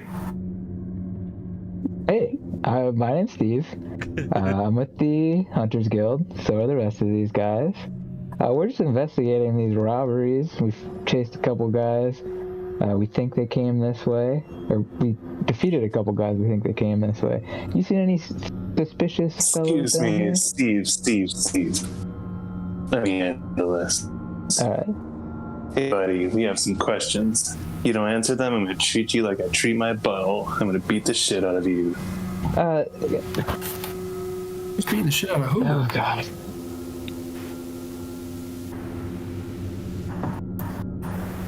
Yeah, Tom, who are you threatening? No, you can commence your questioning, Steve. Alright, thanks. Thanks, partner. Have you seen any suspicious activity down here, sir? Matt, have I? I texted I mean, I'm down you. here for a reason, obviously. Yes, I texted you. That was, All right. When did you text me? Oh, like a couple days ago. Oh, yeah, that was a couple of days ago. Well, all right. So So Gundren, as you should remember, Did you see Peter? as of today, or earlier this afternoon, you were visiting the marketplace, stocking up for your travels, when you saw, heard, or smelled traces of the shadow plane bleeding into the material plane, and felt the need to investigate and banish the evil causing it. You followed your senses until you found yourself in the sewers when a group of 4 creatures ambushed you and left you for dead. If you wanted to make a recall knowledge society to determine the name of the creatures, you can do so. Also, at this point, I need you to determine for me if you are as well currently part of the Hunters Guild or not. Not currently. Okay, fair enough. And if you want to recall knowledge society, basically if you want to make a society check, I can tell you or not whether or not you knew those creatures or not.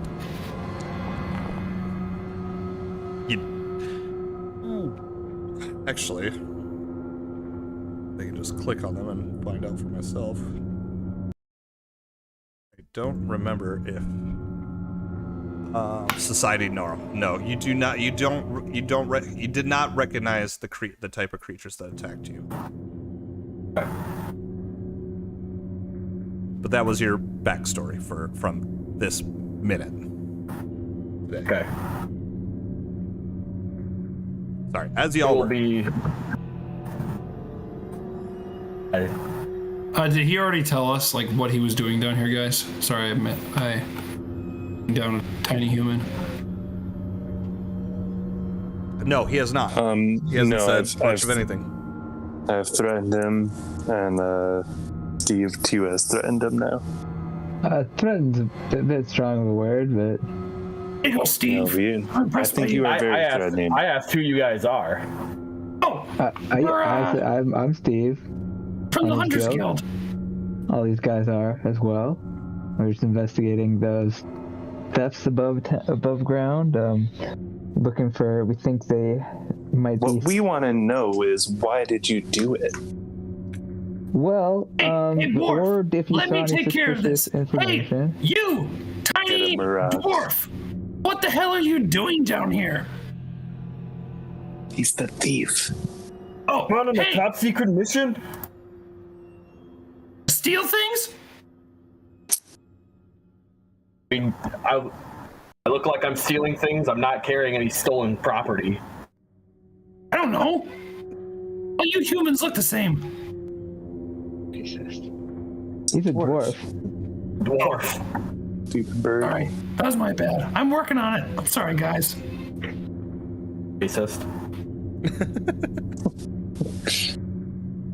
Hey, since we're friends now, do you want to team up with us? You're not friends even a little bit, Steve. It's insane, Steve.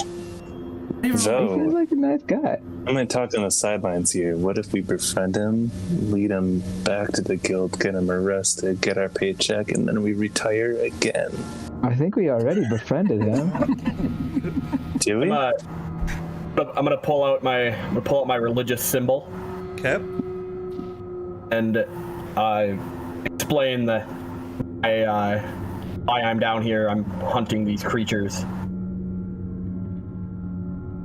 Do I recognize the religious symbol, Maddie? Can I? You need to roll religion, yes. Would love to do that, and this is my hunted prey.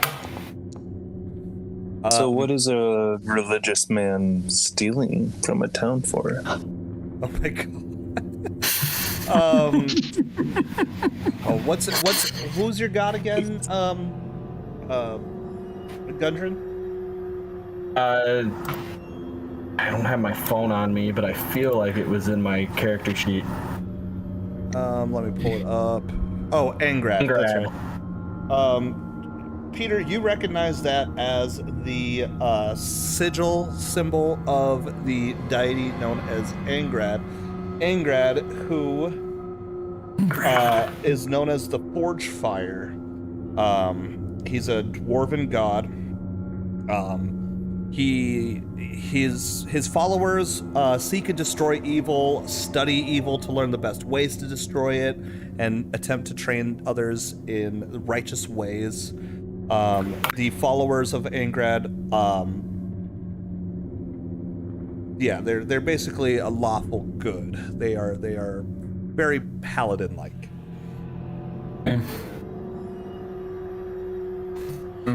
Lawful good. Seek to destroy undead. Evil. Destroy evil. Thank you. Okay. Got it. All right. Well, you're telling us there's some evil down here then. I'm mad. Well, now that we're all friends, we should probably team up, right? And find this evil?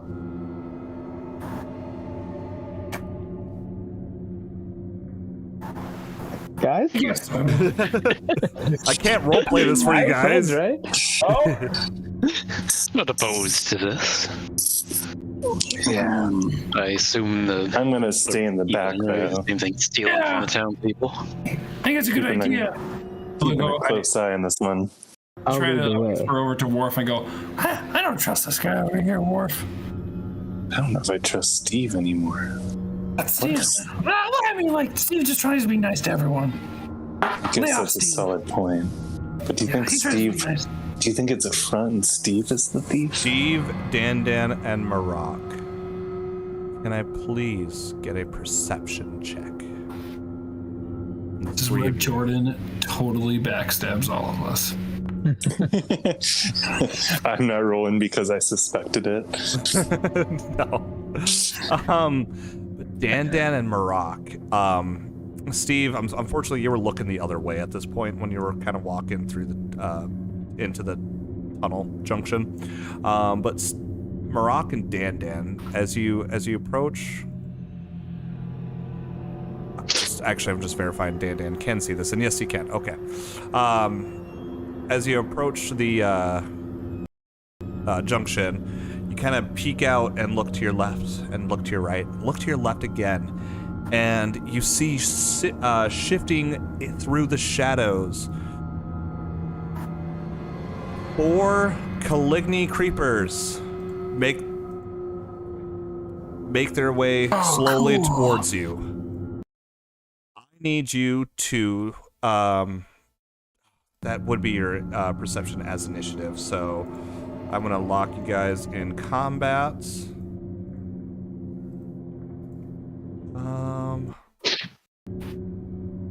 That's cool. So we are going to roll, or we're going to begin the encounter against these 4 Caligny creepers. I'm going to use your rolls as your initiatives. So actually, Worf and Gundren, I also will need you to roll initiative. okay. Matt, do I have to look on something? I got it. I got it. Don't worry.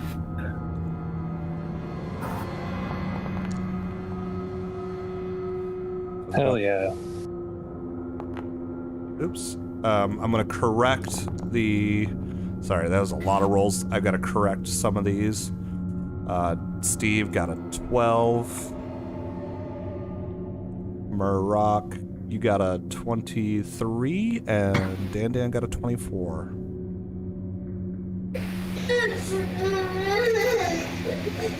So, once the Caligny creepers see you guys and notice that you've noticed them, they start to make their little and start rushing to attack you. But Worf, with your impeccable perception, you're able to actually get the first round yourself and can make your efforts. You hear to the southeast of you a little and creatures starting to pick up pace and move forward. So they haven't seen me yet. No, you are currently hidden from them where you're standing. Shitters, can I move to this wall and kind of get a look if I could peek across and see if how close I am to them? I'll just do that for you. Currently, the closest one to you right now is about 30 feet from you. Okay, I'll move 10 feet down the hall and throw my spear if that doesn't You're gonna do take what? all my turns. You're gonna move to here? Yeah, and I'll draw my Firefox. That's the name of the spear, not the rapier. Oh, okay. And I will throw it 20 feet. To this jabroni right here? Preferably. Okay. Wait, So you the burst. flaming rapier is Mozilla, but Firefox is the returning spear. Yes. Correct. Do you have a problem with that, Tony? Just double checking. Okay. You bust out, you run down a bit of the hall, you take your spear out and you throw it. Go ahead and make an attack with it. Here we go. And unfortunately, you go and throw it, but it kind of like lands lamely on the ground right before its feet. But you, of course, just recall it and snap it back into your hand. And, That was embarrassing. yeah, you got one more action, though. Well, that was a test run. I'm going to try and throw it again.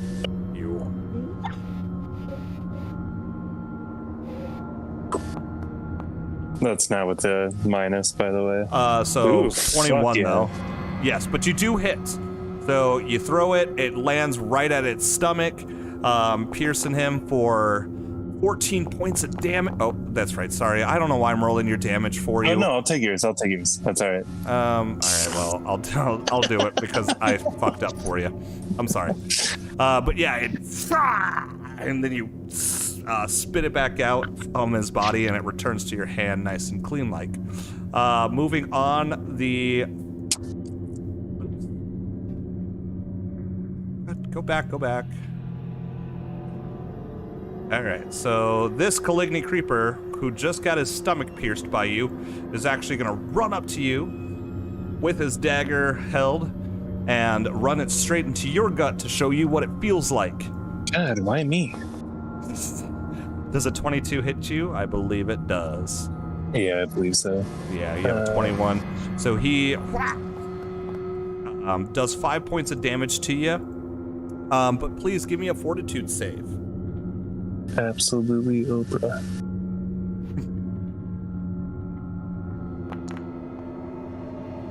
Not quite. So unfortunately, you Jesus. do take 1d6 of poison damage from it as well. Feeling it burn your skin as the poison enters stage 1. With his last attack, or last hit, he's going to go ahead and stab now into your thigh because he's going to critically fail and deal damage to himself in a sad attempt. But we're to the next creature, Did he which is... poison himself?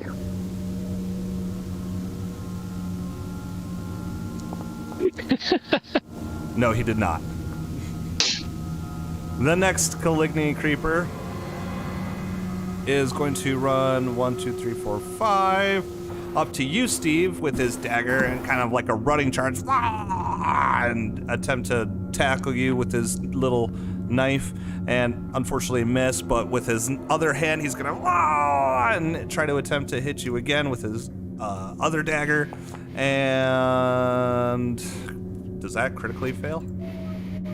No, you have a 19. Is my...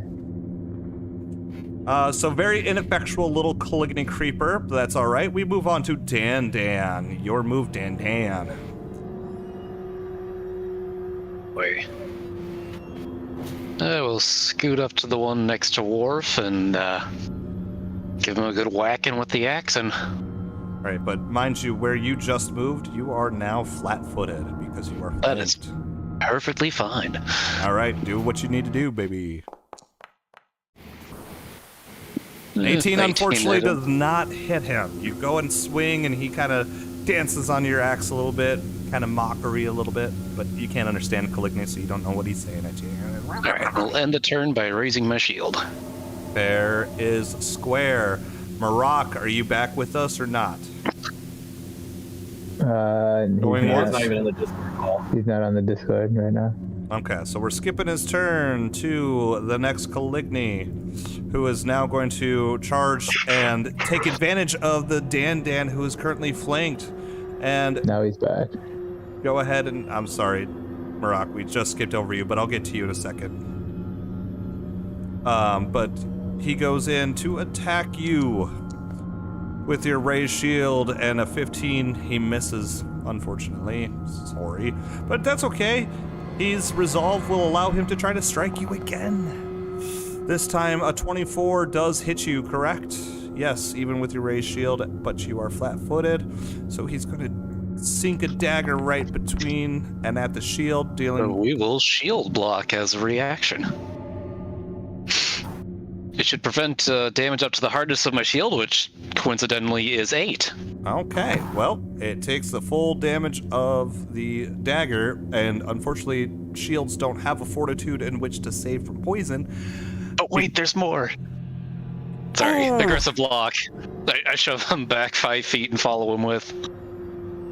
Okay, so you guys kind of push back with each other. Boom. Yep. So you are now no longer flat-footed either. Alrighty, perfect. Marak, are you here with us? Yeah, I'm good to go. Can you guys hear me? Yes, it is your turn. No. Okay. Yeah, but that's why I just kind of ran in the middle. It's like, one of them will try. Makes sense. Beautifully done. Okay. Marak, your Maddie, move. if it's okay with you, free action, drop the torch. Okay. And then I will step over here, or stride over here, hunt prey on this piece of shit, and then take my shot on him. Okay. Which one are you striking? I'm sorry. No, it's okay. Okay. This one right there. Got him. Yeah. Got him. And then, do I need to roll recall? Actually, By the way, recall Marak, knowledge I don't know if you know this, but if you double right click on that creeper, it'll auto target for you, so I know who you're striking. Oh, bitchin'. Okay, so now go ahead and do your whatever you're doing. I'm just gonna do the recall knowledge check just to see if I get another crit success on you. Okay. It looks like I just got it. Okay. You do, but unfortunately you know just about everything there is to know about a Caligny creeper. It's for the +1. No, I'm just letting you know that there's no additional information you can get from him. Okay, and I'm gonna add this +1 to it right now for circumstance bonus, and I tell everyone, hey, aim for their ankles, specifically the left one. Okay, I'm rolling to hit. Nice. 24 does definitely hit.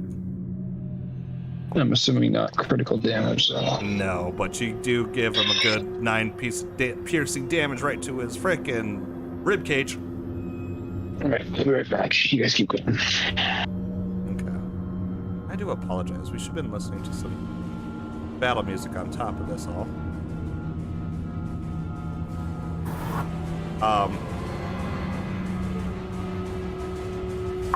But anyways, yes, so we're up to the next Caligny creeper who just got his arrowed, but he is closer to Steve, so he's just going to stab Steve instead. Sorry, you're right there. Which one's stabbing me? Oh wait, no, wait. I'm sorry, ignore that. He's the one who just went. It's Gundren's turn. Gundren, your move. All right, I'm going to this way so I can actually see what's going on. There we go. Oh yeah. I was in a blind spot, so that was 10 feet of movement. That's fine. It's still in one round though. If you want to move the full of your stride. Yep. Move there. Okay, perfect. This one is now flat-footed to you and Steve. That's a 1? Oh, I thought that was someone else. Okay. Attack that one then. Yep, go ahead. All right.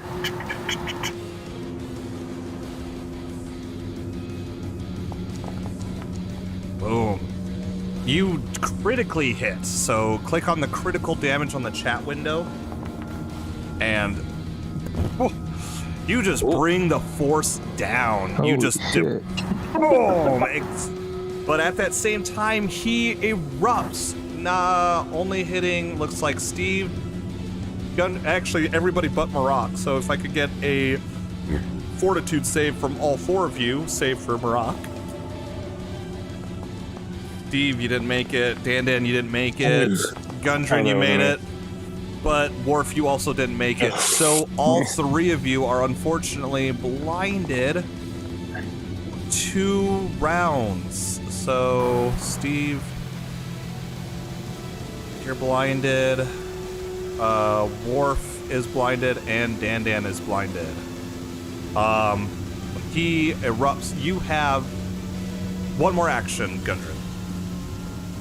Do you have a creeper right behind you? He's gonna get it next. Oh, give it to him. That's that second attack, right? So I would lose. Yep. So if you get a +6. So right, you instead of the +11, it's +7 or whatever it is for you. Okay. Yeah, instead of the it's the +6, which a 19 still hits. So you kind of bring your axe down the second way, crushing him with 15 points of damage, and he drops as well. Unfortunately, at that same time, Worf, Gundren, Dan. Oh wait, sorry. Actually, all three of you are spared from this, because except for Gundren, creatures with light blindness, you can't be. Yeah, so the two of you can't be reblinded, but Gundren, you are not, unfortunately, immune to this. So I need a Fortitude save again.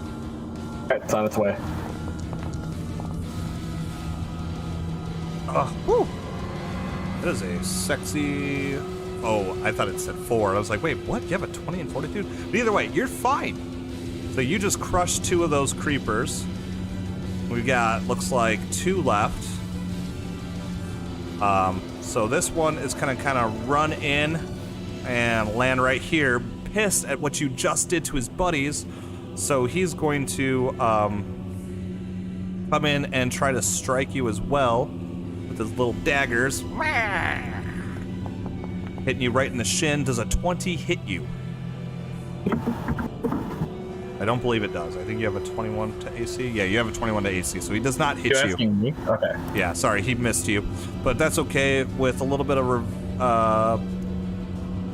a trial and error, he's going to try again, and unfortunately, critically fail and damage himself in the attempt.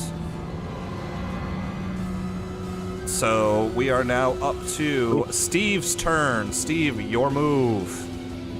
You saw this beautiful dwarf with a with a great axe just crush 2 of your enemies in front of you.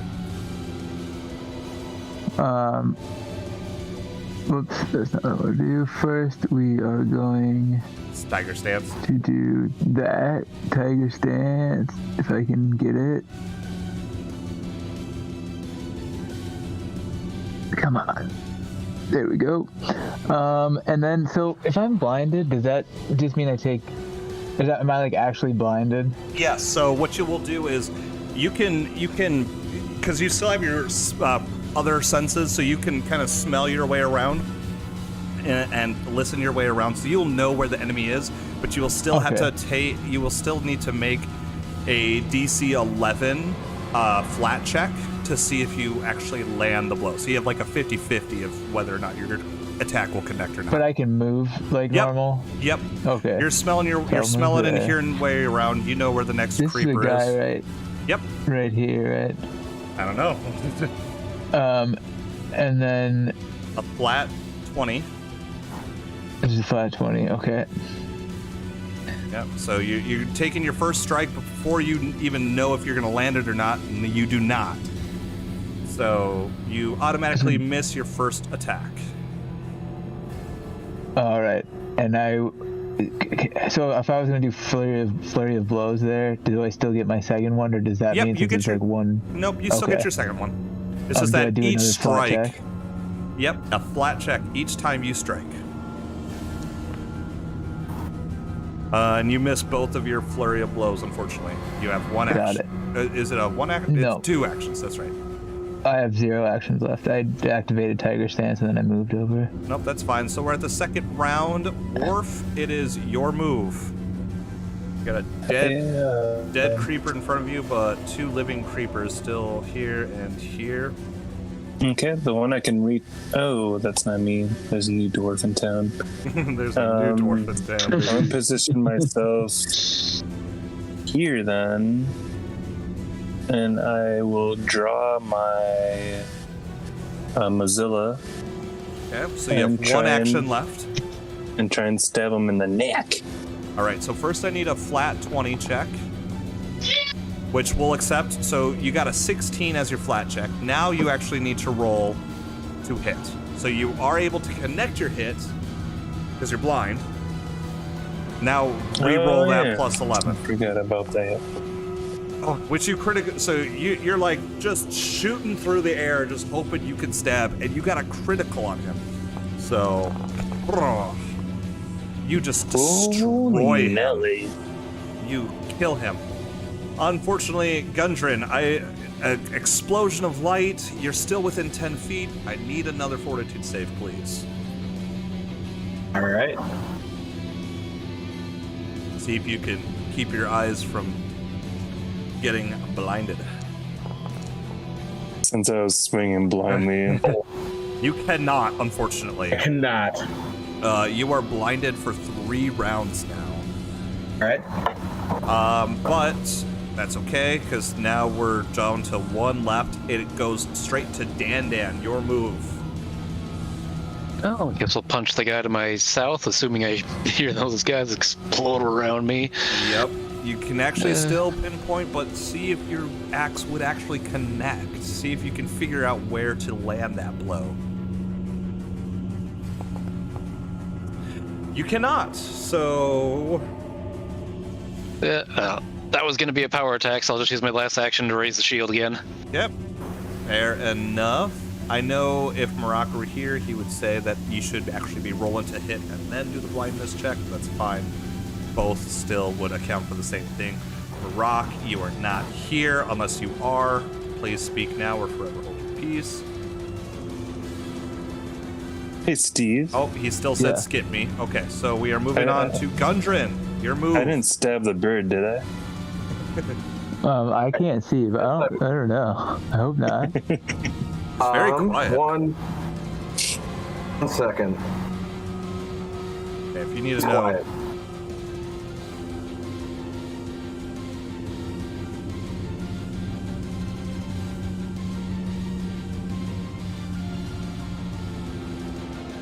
I am going to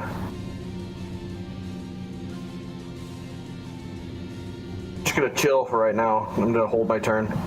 Oh, okay. I'm blinded, so.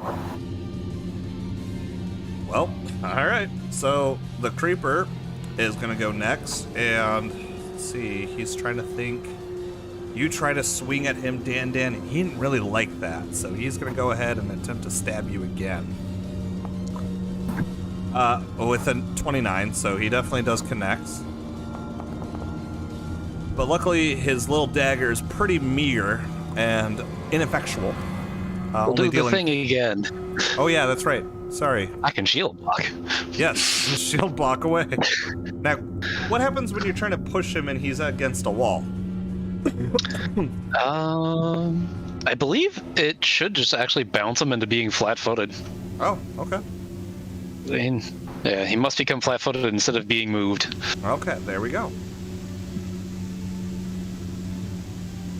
So he is now flat-footed. And, well, with that then, he's like, oh, fuck that shield. And then he goes instead to stab Gundren.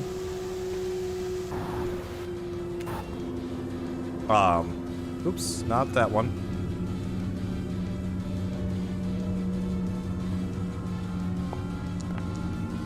But he's gonna miss terribly. Not critically, though. From that, he really, all he has left to do is hold his last turn, because he fears that he's going to miss again and again and again.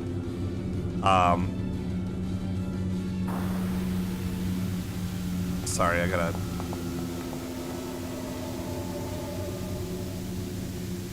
Steve, though, it is your turn. Alright. Matt, should I be able to see more of the map than I can? Nope. It's really dark for me. That is exactly all. You're in the dark sewers, and there's a lot of blockage and collapse around you. Okay, because I do have dark vision. I understand. You see as far as you can physically see. It's collapsed over here, and this is the sewer exit over here. Right over to here. All right. Well, I guess I will see if I can hit him. Okay. You do. So you know your blow is going to connect. Yeah. I'm gonna try punching him with my right fist, which I call Mozilla. Which you do connect. So you give him a good old punch right in the cheek, and he kind of feels that he goes, "Brrr!"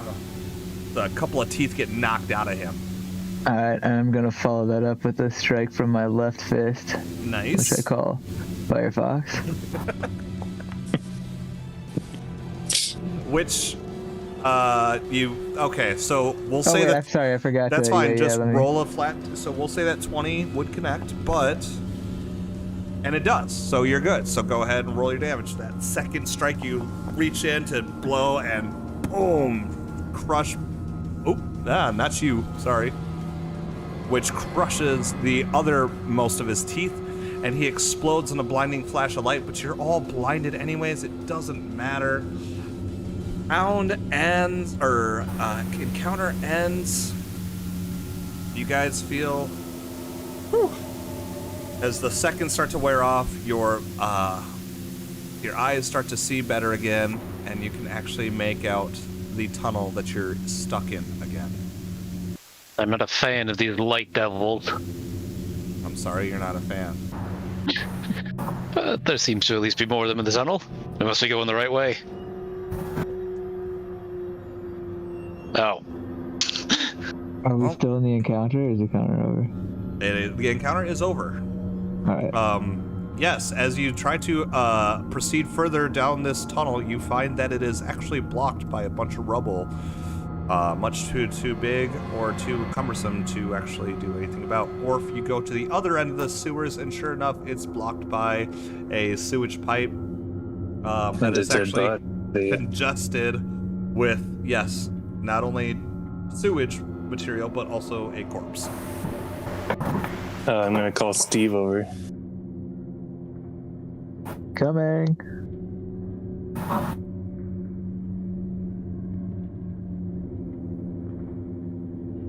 You suppose this is our thief? There's a body here? There's a body. There's a body right here. Is it just dark in the sense that it's just dark in this room, Steve? Yeah, okay. I'm sorry, I can't turn up the brightness any further. No, that's fine. I could maybe... yeah, there we go. I kind of look him over, Patty, and see if he has anything on him. He is as mangled of a corpse with nothing but rags on his body. Rags like cloth? From... What's your intelligence? It's a 0, so you have average intelligence, and yes, you would be able to discern that no, these are not the cloth materials you're after. Okay, just making sure.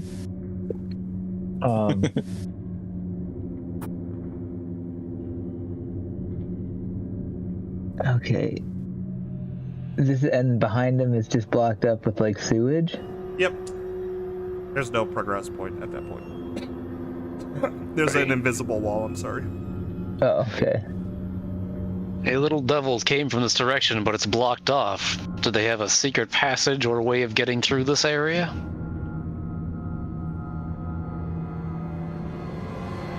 Can I try punching these rocks?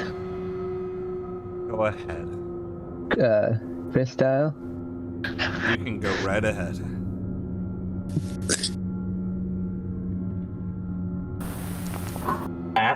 Oh, does a nat 20 hit the rocks? Your nat 20 definitely hit the rocks. Go ahead and Is it roll a critical damage. Yes. Yes. Suck it, rocks. Get him, buddy. However, your furious blow as you bam, with a power level greater than 9,000, unfortunately moves the rubble only a little bit. And unfortunately, the game designer decided that that was not a means of which you were supposed to progress.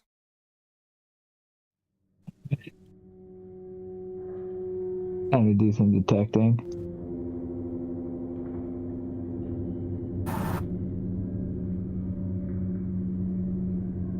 Well, if this is a complete sewer system, do you think there's another entrance to a different part of it?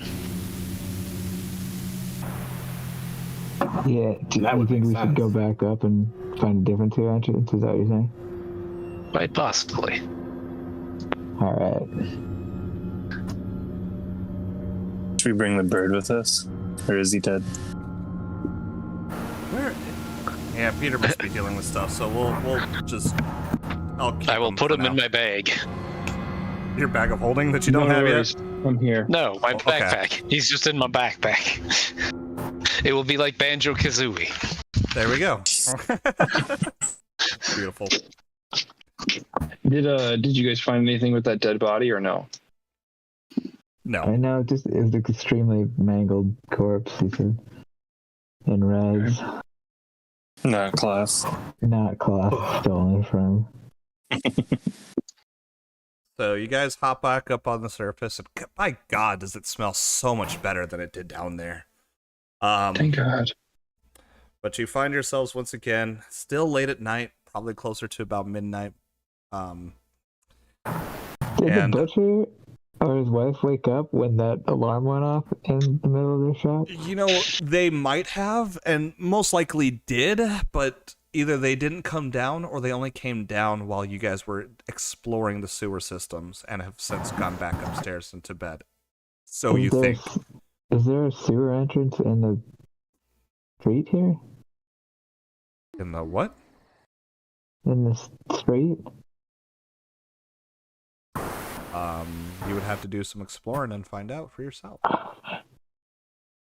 Hey, Maddie, I'm sorry. Can you click me to the map that we're on? I accidentally clicked on Alt Sewers. I mean, just click on, can you not? Oh, sorry, activate. There we go. There, you should be on the right screen now. Okay. All these all the shops are closed and locked doors now, right? So we can't get in there. I guess I assume test the door real quick. Is it locked over here? Click on it and find out for yourself. Oh, neat. Armand definitely has a great. Could I put an alarm all on that? We can go check that one out. But the door's gonna be locked. Well, the door is locked, but I mean, I'm pretty sure Worf would be able to unlock it for us. I can try. Worf, do you have lock picking? Or thieving tools, I mean? Sorry. I feel like it's usually something I grab, but it doesn't look like I do. Is it something you would have purchased? Because I know you don't do well with actually purchasing your items, so. I usually like carrying thieving shit. So I will just, you've got thieves tools, yes. I will buy you some thieves tools. I'm gonna buy you some thieves tools.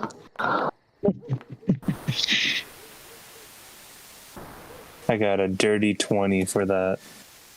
Okay.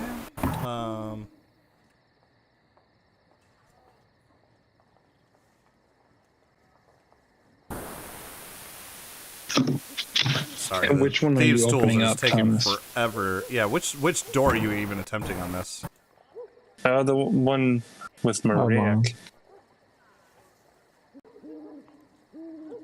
Sorry, Okay. I rarely move my character on No, this you're map fine. because my computer you're- like freezes up pretty quick. You're fine. So you're going to Maroc to the tailor to attempt to pick the lock? Correct. Okay. I don't know Wait, why. I'm just doing this blindly. Why are we doing this, Marak? Oh, sorry, say it again. What? Why are we doing this? Because he has a grate inside there in his shop. So I figured I overheard you guys say that the tunnels collapsed, right? Hey, where did Yeah, we Gundren can- I go? could just knock. Oh no.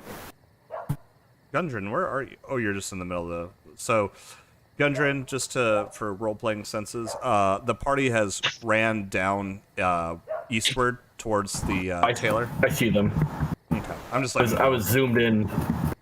Oh, you're fine. So, yeah, Worf, you go in, and with your thieves' tools, you tickety-tick-tick, and then clink, and sure enough, you are successfully able to pick the lock of the door, and the door swings open. All right, Armand is not actually Hey, there. what? Armand is not actually there. I am not deleting characters. I do. He's just hanging out. Are you breaking into a store? Yeah, Where but the hell did you Yeah. go? it's to They help let us in here them. before. It's fine. Yeah, they've let us in during the daytime when they're Where's the open grate, for man? operating hours. So this is okay. It's behind, unfortunately, behind this door right here. I mean, So, we're part of the Hunters Guild, so we could do this stuff. Armand's one of our best friends. So We are pretty close to he'll that be one. okay with it. that is a flat lie, Steve. I said outside of character. That's not what Steve believes. That is true. Worf, I need you to unlock this door. Oh, absolutely, buddy. So go ahead and give me another thieving check.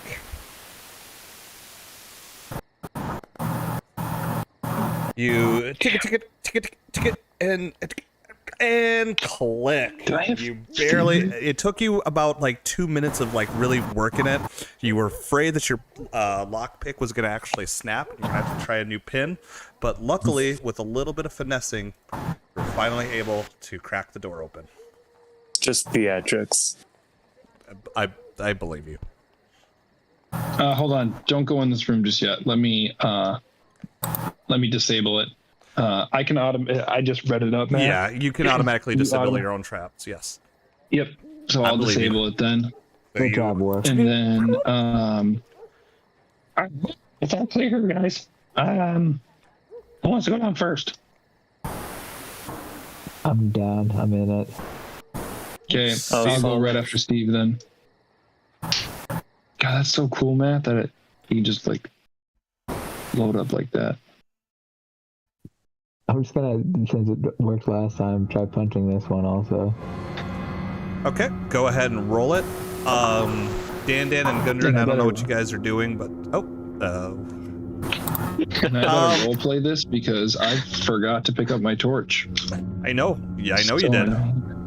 I no longer have it. Steve, luckily you are able to punch it because it's an immovable object and a DC of 10 to actually not miss terribly. Go ahead and roll your damage. Ooh. Just I enough. believe they went this way. You smack the door and you hear the grate go. But unfortunately, rubble blocks your path. Matt, Friggin' rebel. am I able to are these torches on the wall? Yeah. Can I take one of those then? Sure. All right. Get Hold your on. torch back. Let me make you emit light.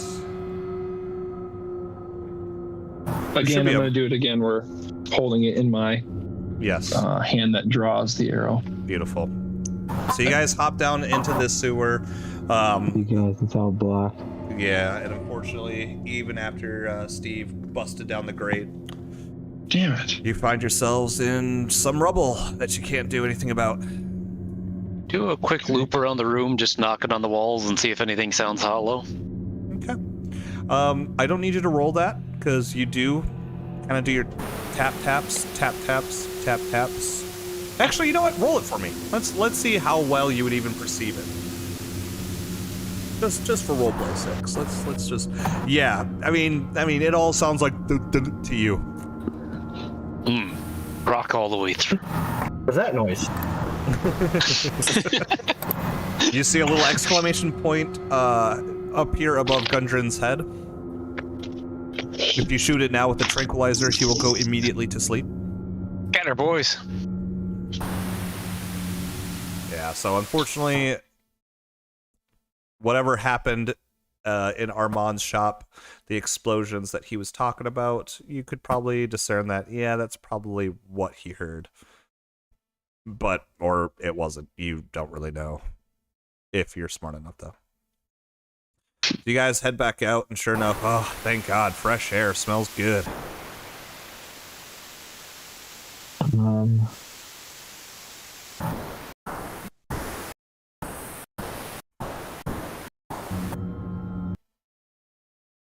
This is like the town. We're still in the town where the Hunters Guild is like situated, right? Yes, of course you are.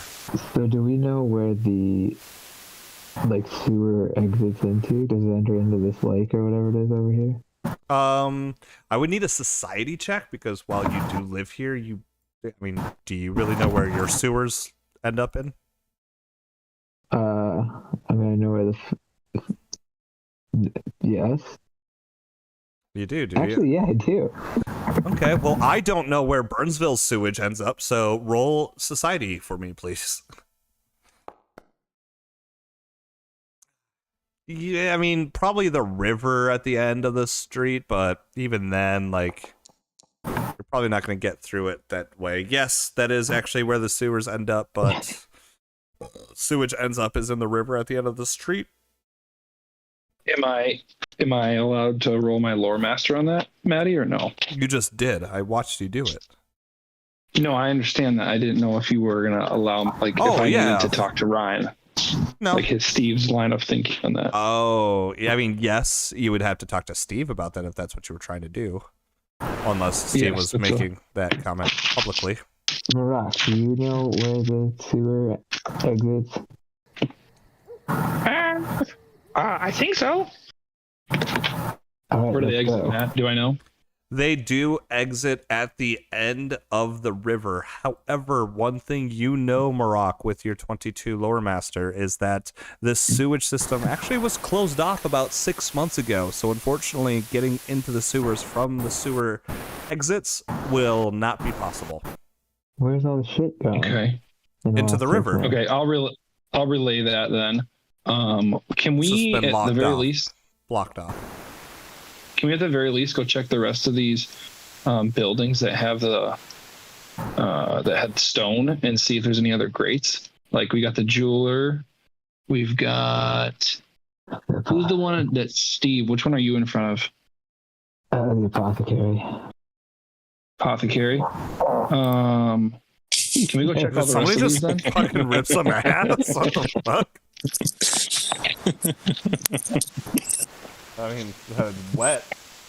That's what it was. Wet as hell. Dipping on geese. Wait, can you hear that chewing? I mean, it doesn't matter. It's very quiet, so you're good.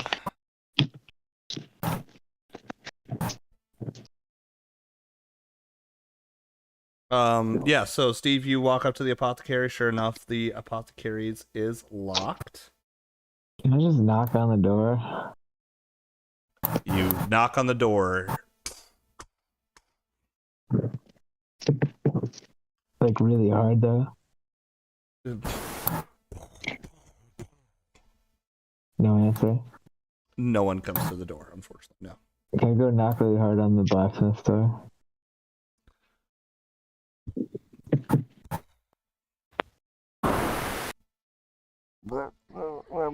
Where's Worf? What the Can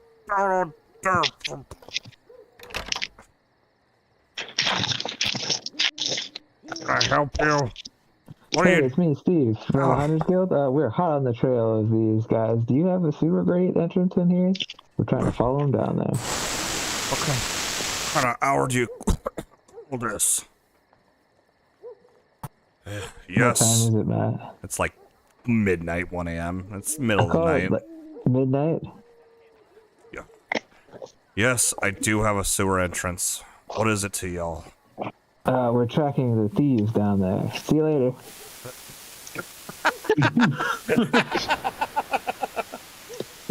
Go lift the crate and follow them down. Hey, by the way, don't worry about them not setting your traps the right way. I didn't even set my traps the right way either, so, you know, it probably wasn't your fault entirely. See you later. I'll punch this straight as well. Hold on. Let me get over here. Where are you guys? Where'd you land up? I forget. Oh, yes, over here. Luckily, you are staring at an immovable grate and are able to punch it. Roll damage. Yeah, Steve. Yeah, it's open for you. I don't even think it was closed. I think that was one of the ones that was... Mox. Yeah. Matter. So it really never mattered.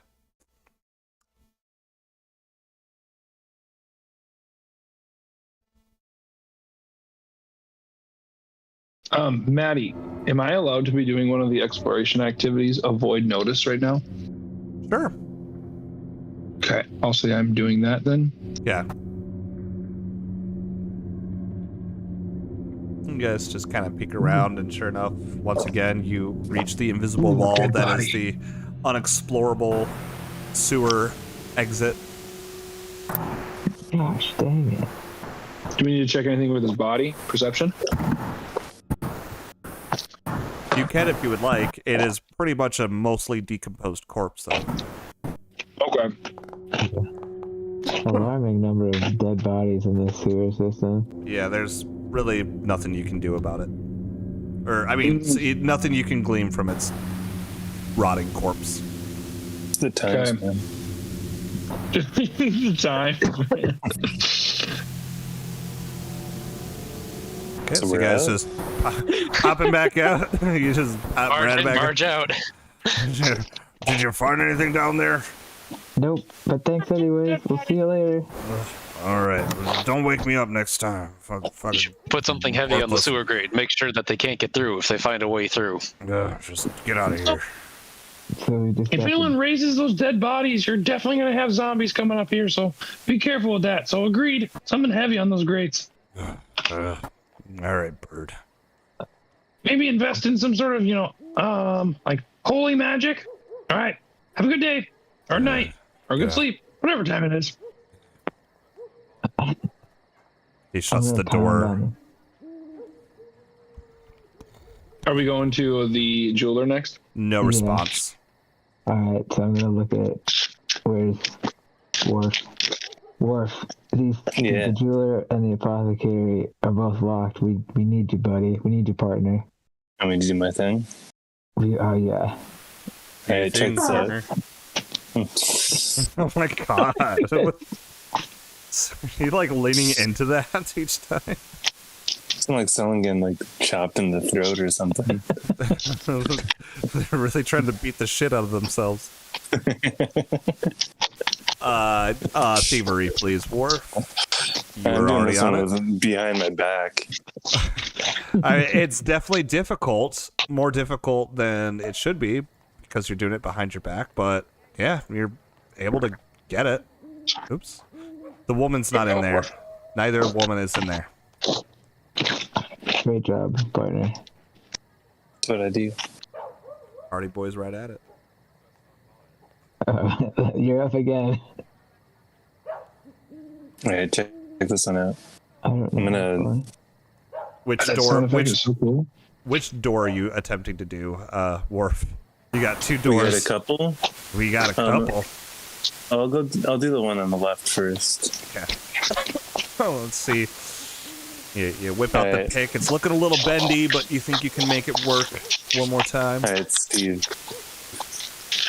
The way I'm going to do this one is I'm going to go between my legs and I'm going to make it kind of look like my pee is unlocking it. I'm just like doing a slow clap throughout. It gets getting slightly faster the entire time he's picking this lock. Let's see what you get. Oh, beautiful. Yeah. Pop, click, and open away. Ooh. Great choice. Follow me, guys. I'm diving into this one. It's a 20-foot drop. Can I get a reflex what? save? Actually, I have. Oh, you have cat fall or I have something? cat fall. So you automatically succeed or whatever. Yeah, I think so. No, All right. reduce it by half. Oh, well, then it's 10 feet, which is no damage anyway, so... Wait, did you guys not go? Oh, you went up here. Oh my god, I'm so sick. God, I don't even remember how half this fucking place works. This grate is barely holding on, and you feel you could just kind of push it out of the way and walk through. I'm actually an expert in acrobatics, so I treat falls as 25 feet shorter than they are. Well, either way, then it's like as if you didn't leave the ground. Alright, let's go. Hold on. I think this is the one. Okay, sorry, continue as you were. Sorry, I just had to make sure. I'd be doing the same thing, Maddie, and avoiding notice. Okay, fair enough. You guys get downstairs, and gosh, yeah. Ooh, there's a weird door here. Oh, it's open. Oh God. Steve, careful! There's a door over here. I know how you feel about those. This door, or there's a door on the right as well to the There's a door to the east. Now, Steve, the door you're at, that one actually looks a lot more hardened. And with your wisdom, which is a +0, average human intelligence, you could probably discern that striking that would probably have no success for you. My intelligence is a +2, actually. Your wisdom, I said. Oh, okay. Common sense. But then you said average human intelligence. Average human wisdom. Shut up. All right. Work your magic wharf on that one. There's no keyhole to it, open. but yeah. I can't do it, somebody. There's not even can't do it. That's all right. No, I can't do I it. still respect the hell out of you.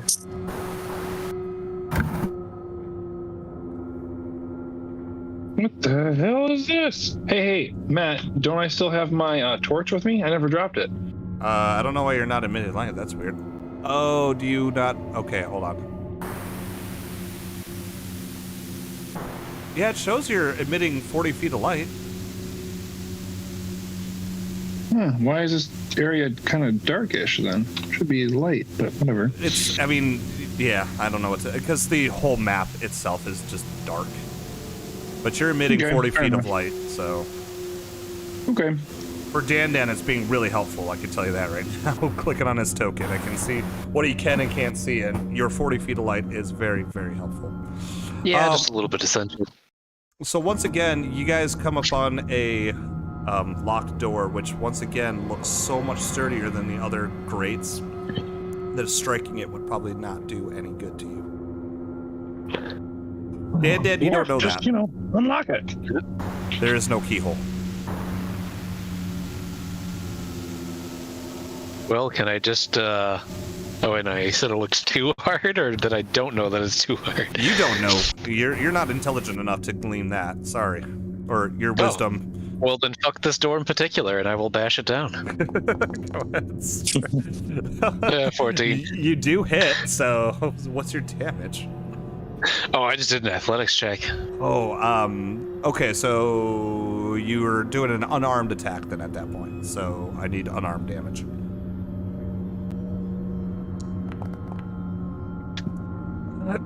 You give it all you got with your kind of like fucking shoulder checking it, and wow, that door's a lot sturdier than you thought.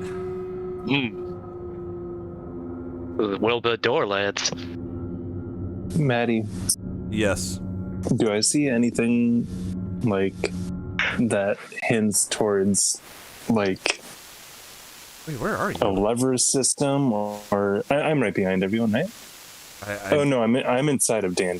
Oh, you're inside of Dan. Okay, that makes sense. Yeah. Okay. I was trying to be there for support. Do I see anything on the walls or any levering system or anything that would kind of give any clue to how to open these gates as we're traversing the halls and stuff? I will tell you this, because you've just... Oh, Gundren, stop. Back up, buddy. I saw what you did there. No, you tried pushing forward, but unfortunately you stepped right over the hole in the ground, a 20-foot drop. So I need a reflex save to catch the ledge. Or no, athletics to catch the grab the ledge. Oh. Sorry, athletics, I'm sorry. Ignore that roll. Athletics. Grab the ledge. So yeah, you guys kind of are walking and you see Gundren suddenly, whoa! But he grabs the ledge and is able to successfully pull himself up. Huh. Gotta watch out for those trap floors. Taking a look down the hole, does it seem to lead anywhere other than the hole? Anything good? Dan, you can't, because of your eyesight. You look down and it looks like it just ends into nothingness. But Marak, as you stand over with your torch, you look down and, yeah, it falls about 20 feet. No, it just looks like a pit. Just somebody started digging and didn't go anywhere with it. Probably just to ward off roachers.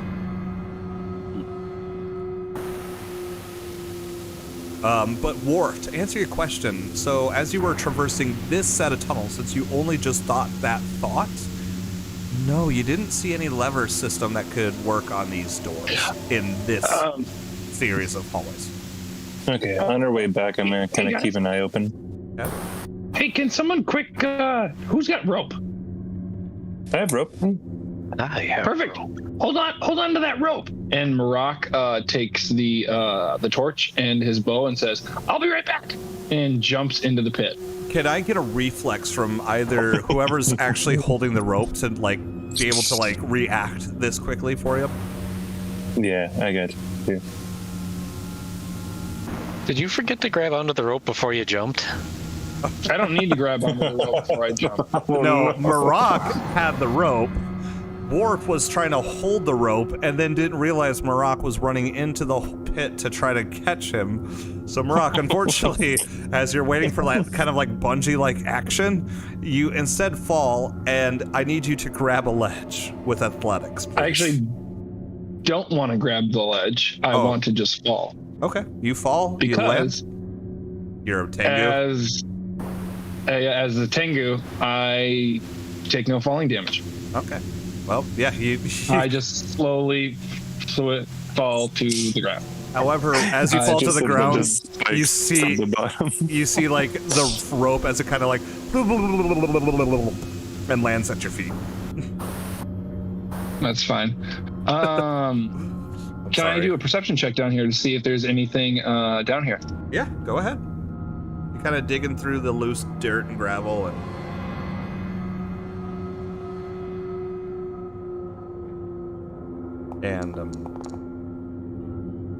look at nice. that. Ah, beautiful. However, as you're digging and digging and digging, sifting through the loose dirt and gravel, yeah, nothing. This must have just been a pitfall. Sorry. You find nothing of importance in here. No, it's okay. Good effort, though. I believe I'll take the rope and just put it in my bag, and then I've got my rope with a grappling hook, and I'll take that and throw it up. Athletics to climb. Athletics? Yep, athletics to climb, please, as you just try to pull yourself up. Where's Do I your have to make an unarmed attack first to throw it, or no? Oh, yes. Sorry, no, a ranged attack to throw, yes. Okay. Is it a ranged attack, or is it a range? It's a ranged attack. Okay. It's a ranged attack, yeah. You're throwing an item, so it's dexterity based. I want to make sure that this is... Yep, it's... yeah. I'm just going to do my unarmed attack, and it's just using my dexterity anyway, so... Okay, I'll do this. Here's this. Well, it does grab, though, at least, so you're lucky there. Okay, perfect. I will go ahead and do my athletics then. There you go. All right, you're back up and out. Where's your torch? Oh, shit. Oh, yeah. I would have had to drop it down there then, yeah. Yes, you did. You are no longer with the torch. Well, I could I have at least, put it out and then put it back in my bag? Let's do it this way. Give me a flat d20. 11 or above, you kept it. 10 or below, you forgot it. I had my bow in my hand. There's no way I would have fucking just dropped my bow. I'm just saying. But I mean, if you want me to go back down there for my bow, I will. But I will probably not be going back down there. You're good. You kept your stuff. So you got your torch stowed in your bag. You got your bow stored on your shoulder. Okay. Cool. I'll take my torch back out and pop it back again, and then same thing with the bow. Right. My rope back. Oh yeah. Worf. Totally sorry about that. Here you go, dude. I just didn't know what you were doing. I'm sorry. Actually, wasn't even expecting you to hand me your rope. I just wanted you to get it out. So sorry, my bad. Sorry. Miscommunication, a little bit. Yeah, it's kind of fun. Was. Please, just to double check with the doors, so there's no keyhole handle, any mechanism we can see. I've been observing for those as well. I would need a perception check from you, Dan, if you want to investigate the doorways further. Can I do a the same, Patty? You can do a crafting check. Dan, yeah. It is a door. It is a door. Steve and Marat. It's a door, not a door. When it's ajar. Got you there. Yeah, definitely. So these doors, while they don't have any handles or pulls or keyholes or nothing, they do look like some type of mechanism must pull them up, because there is gap or spacing at the doors above the door frame for those who got a 20 or better. Okay. Like, I do something really stupid and like try to use my axe to leverage the door from the bottom just to lift it up, can I? Go ahead and give it a shot. Give me an athletics check. You don't have a pry bar or a crowbar on you, Tony? I don't know if I do. Ooh, Okay. nice. So you go and you shove that axe in there and you kind of...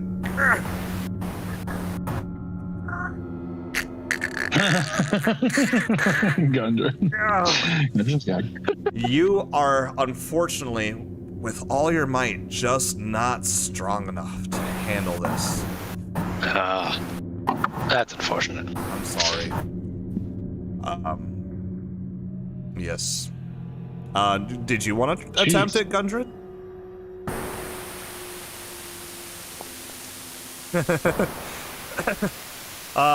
Yep. So, let's see. It's just a regular That's failure. a +2 because I have the crowbar. Actually, no. It's not with a +2. You take a -2 when you don't have a crowbar. Oh, okay. 20, so it 31 technically would have been the 20. But you did not. Wait, no, you did critically fail. I'm sorry. Your attempt jams the door, and further attempts to force it open will be take an additional -2 to try to force open. So, How did I critically fail?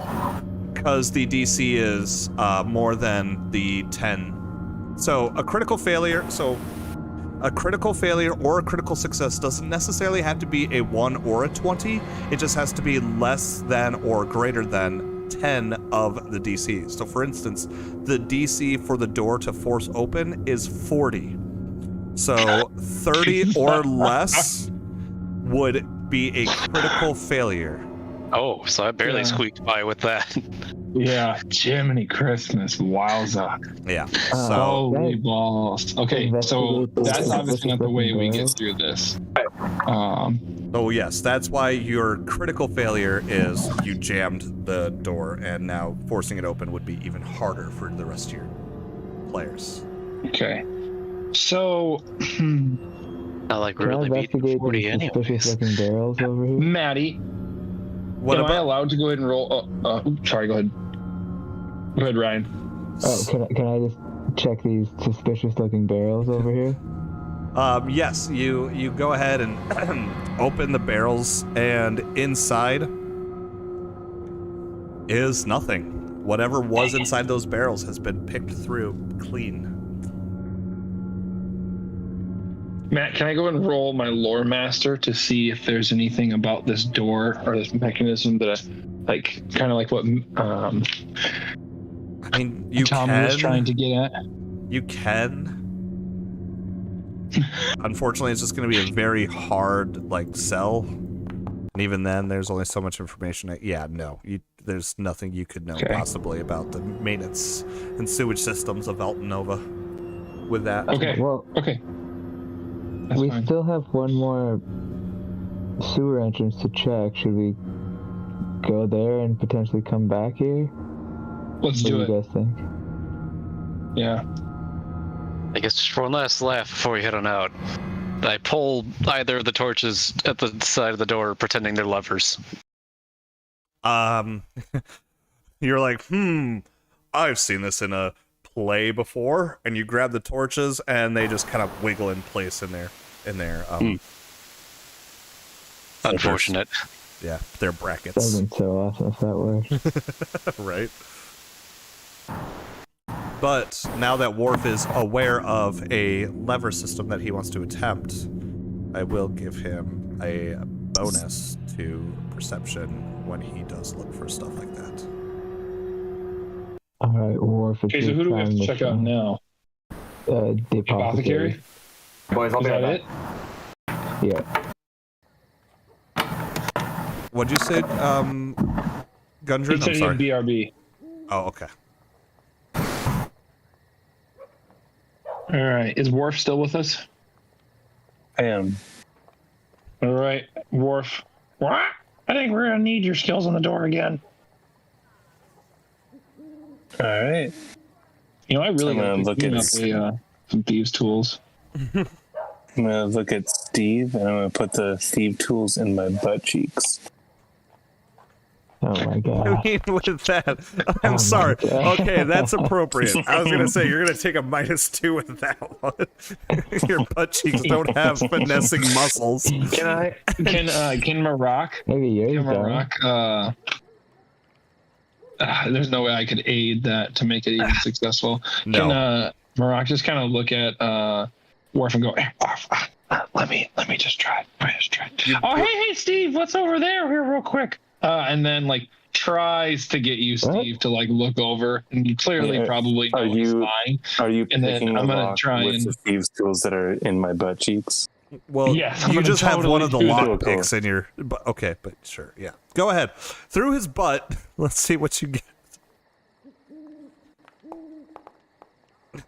There you go. But again, like I'm using the locks as they're in his sphincter.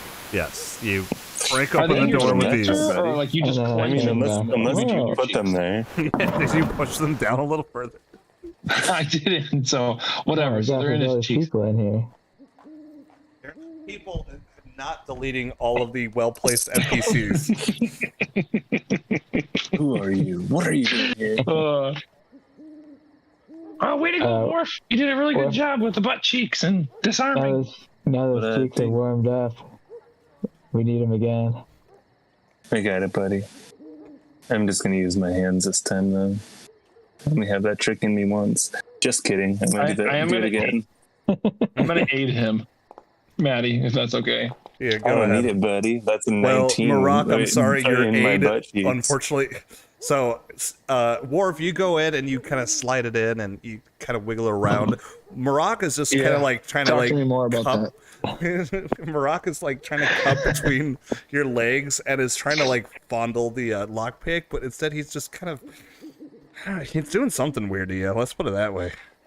Kind of when you see like a famous bard in a bar and someone can't help but touch his instrument. Exactly. That's kind of how you feel right about now. But yes, with success, you're able to pick the lock and pop it open. Now, mind you, I do want to let you know you only have 4 charges left on your picks. So you are. Oh damn! I mean, you're not running out. You just broke one of your 4 picks, so you're okay. Oh, I see what you're saying. Down the hole we go. Punch the shit out of this, huh? Still so cool. I'm just not gonna be done geeking out about this for a while, Maddie. That's fine. And where's Gundren? Because I need to move him because I'm assuming he's gonna stay hanging out with the party.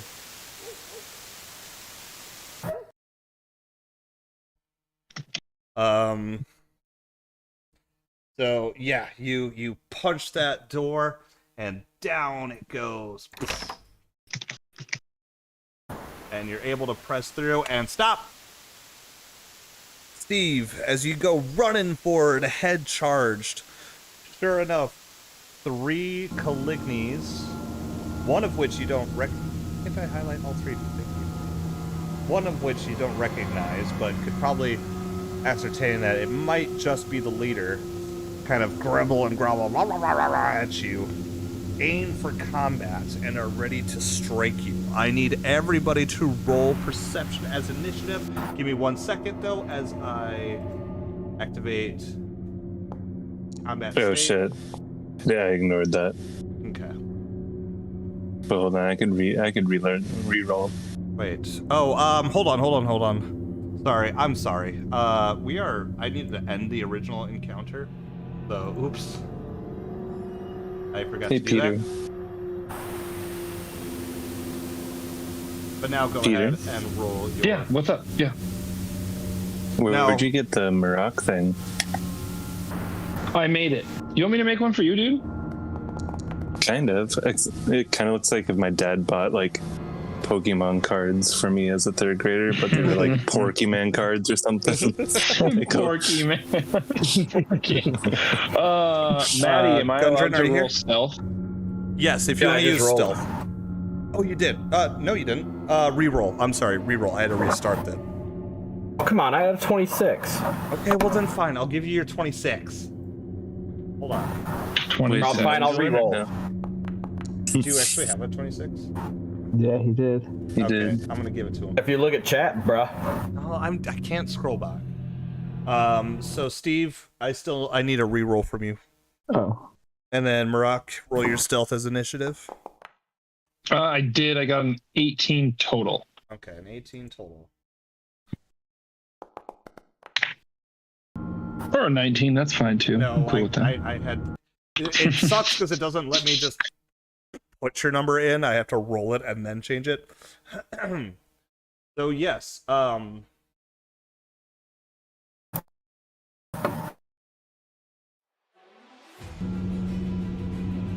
Steve, you have these 3 creepers, or 2 creepers, and what looks like probably a leader of their little group here, are coming in full swing. However, before you can make any type of attempt, Gundren, you get the first swings. You hear them kind of growling, and you're like, "Ooh, I recognize that tone," and it's your move.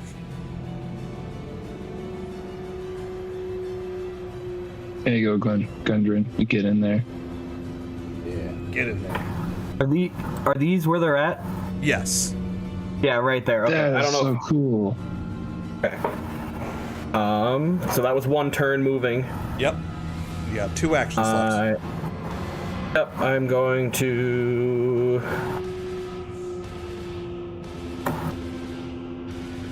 One, 2, 3, you're dead. Just like that, huh?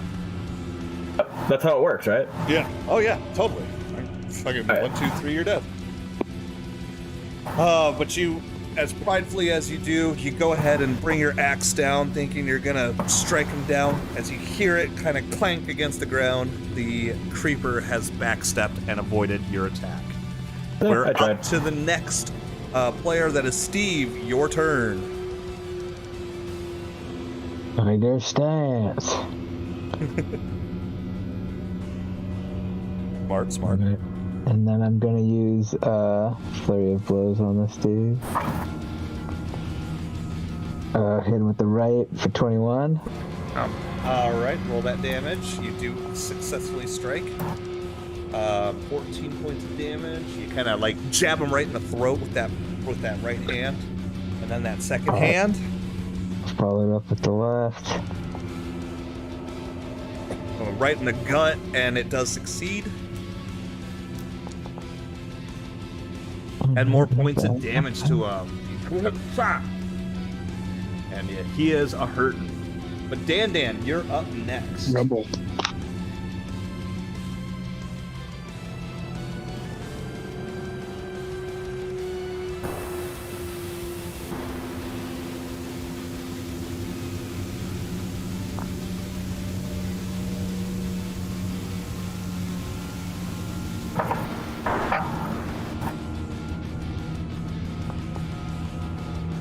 All right.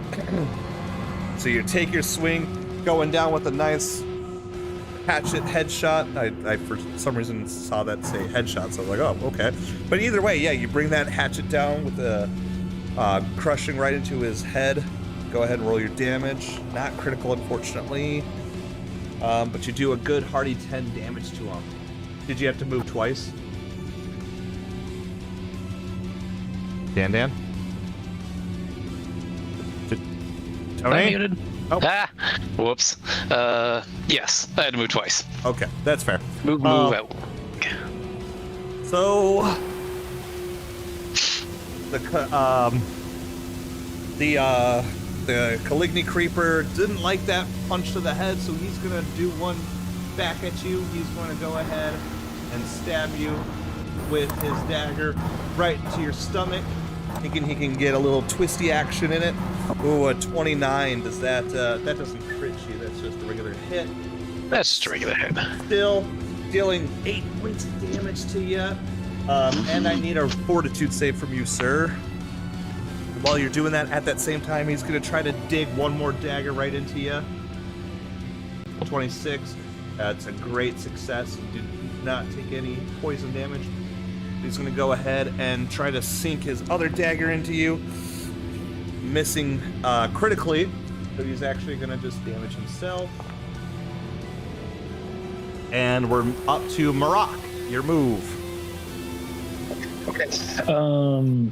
I do have experience tracker. Which would you say this area is rubble, snow, or undergrowth? Or none? Say those three again.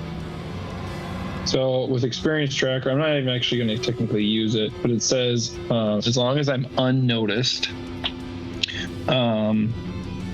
I can sneak without actually rolling a stealth check, but I can only move 5 feet at a time. I don't plan on doing that, but yeah, okay. I'm just going to go ahead and stealth. All right.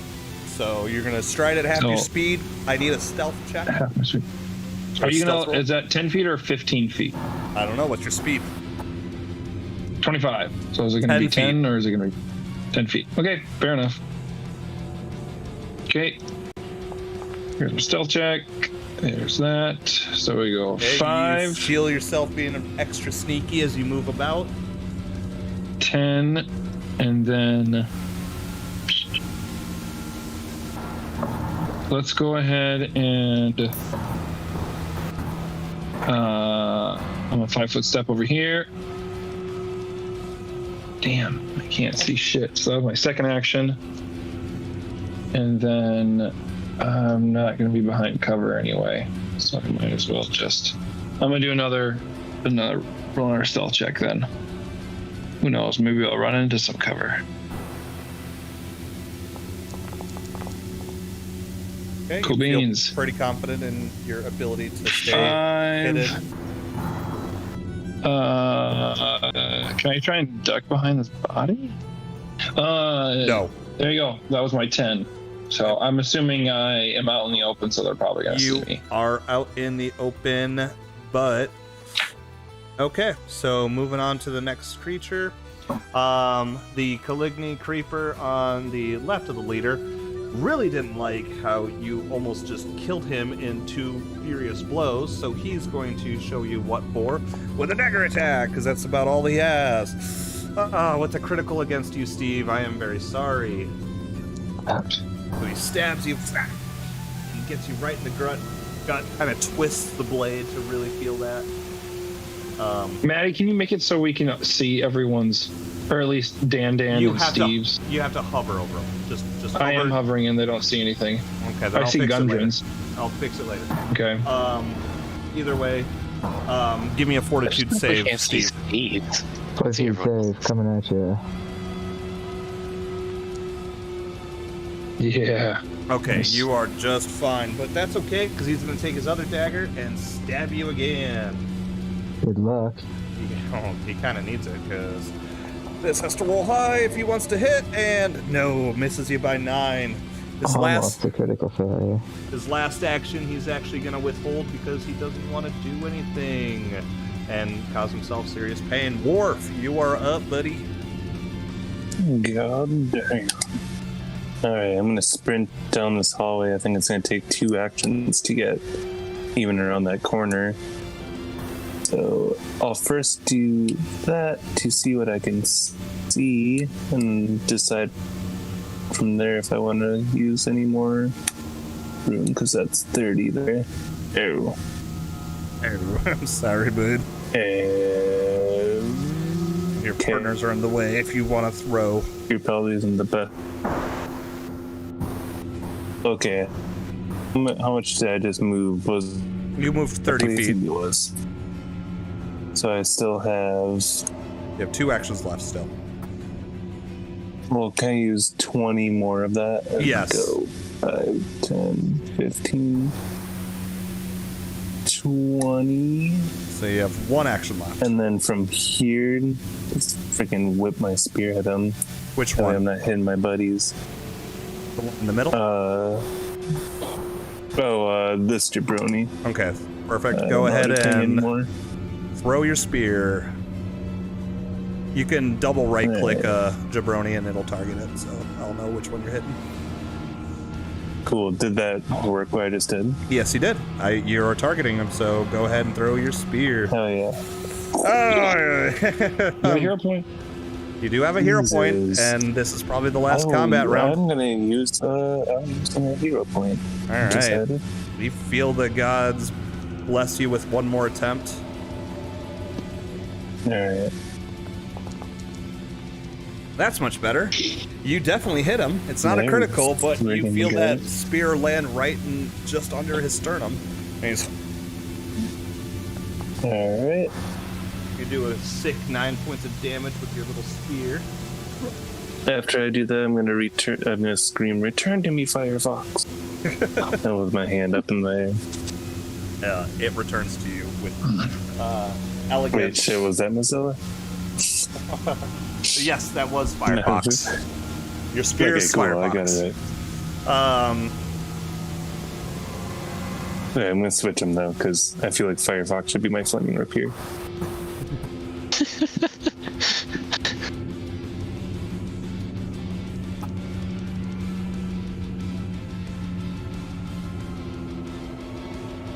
No, it does not want to do that. I'm sorry. I had to remember what death knell is. No, it's gonna just stick with its kukri knife for right now, and it's gonna stab at you, Steve, since you're right there. Good luck.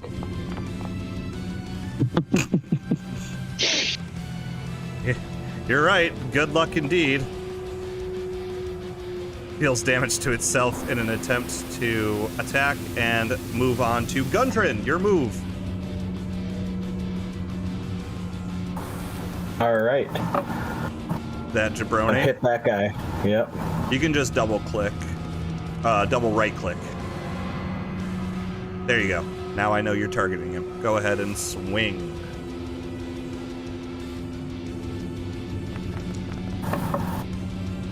Ooh, a critical. You bring that axe down straight between his neck and shoulder blade and kind of push it all the way through, definitely snuffing out the last bit of life he had left in him. Unfortunately, Gundren, Dan, Worf, and Steve, I need a fortitude save. I'll make one of these tonight, right? Gundren is safe. Dan is safe. Steve is safe. Worf is unfortunately blinded for 1 round. Luckily, just 1 round.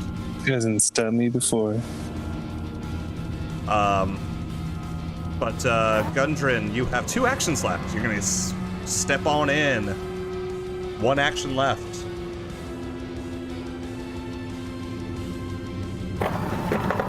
Hi, Delana. Hi, Delana. Yeah, hi, Delana. Which one were you? Oh, yes. Ooh, and you hit him beautifully. Oh, and you do some crushing damage to him. He feels every bit of that. He's got a good-sized wound right on his shoulder blade. But it is now Steve's turn. I'm gonna hit this guy with a left. You're gonna Just miss. You're gonna miss, unfortunately. You go and take a strike, and you lose one of your actions. You have 1 action left. Alright, I will use Flurry of Blows. Nice. Try to hit that guy with a left again. Okay. You miss. And I'll try to hit him with a kick punch. Kick punch. Okay. And ooh, you just barely make it. You whip with every you're kind of thrashing about trying to make anything stick, and just from the odd angles of it all, he dies. But unfortunately, Steve, Dan, Gundren, another roll. Steve, you are blinded. Dan, you are blinded. Yeah, fuck it. I'll use my reroll right here. Okay. I want to see. Oh yeah, I'll use mine too. Okay, Dan, you can see still. Steve. Okay. You can see still. All right.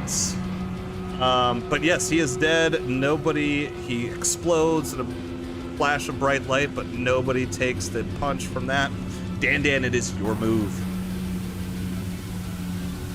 Start the turn by raising the shield. 5, 10, 15, 20. We'll walk around the guy around his north side and hold on. You're lucky he doesn't have it. So continue. Mm-hmm. And we'll just give him a good old whack in the back while we're flanking. Ooh, nice. Oh, yes, you do hit beautifully. Unfortunately, it's not a critical, but he still feels a little bit of chip damage. Yes, but he is still breathing. Walking, talking, breathing. Maroc, your move. One guy left. Helps to pray. Skills. I'll just go ahead and do my lore master. At this point, he's almost dead, but might as well see if we can try for that +1. Probably not going to happen. Okay. Yeah, unfortunately, no. 18, I needed. Second action, I will. Let's just go shooty.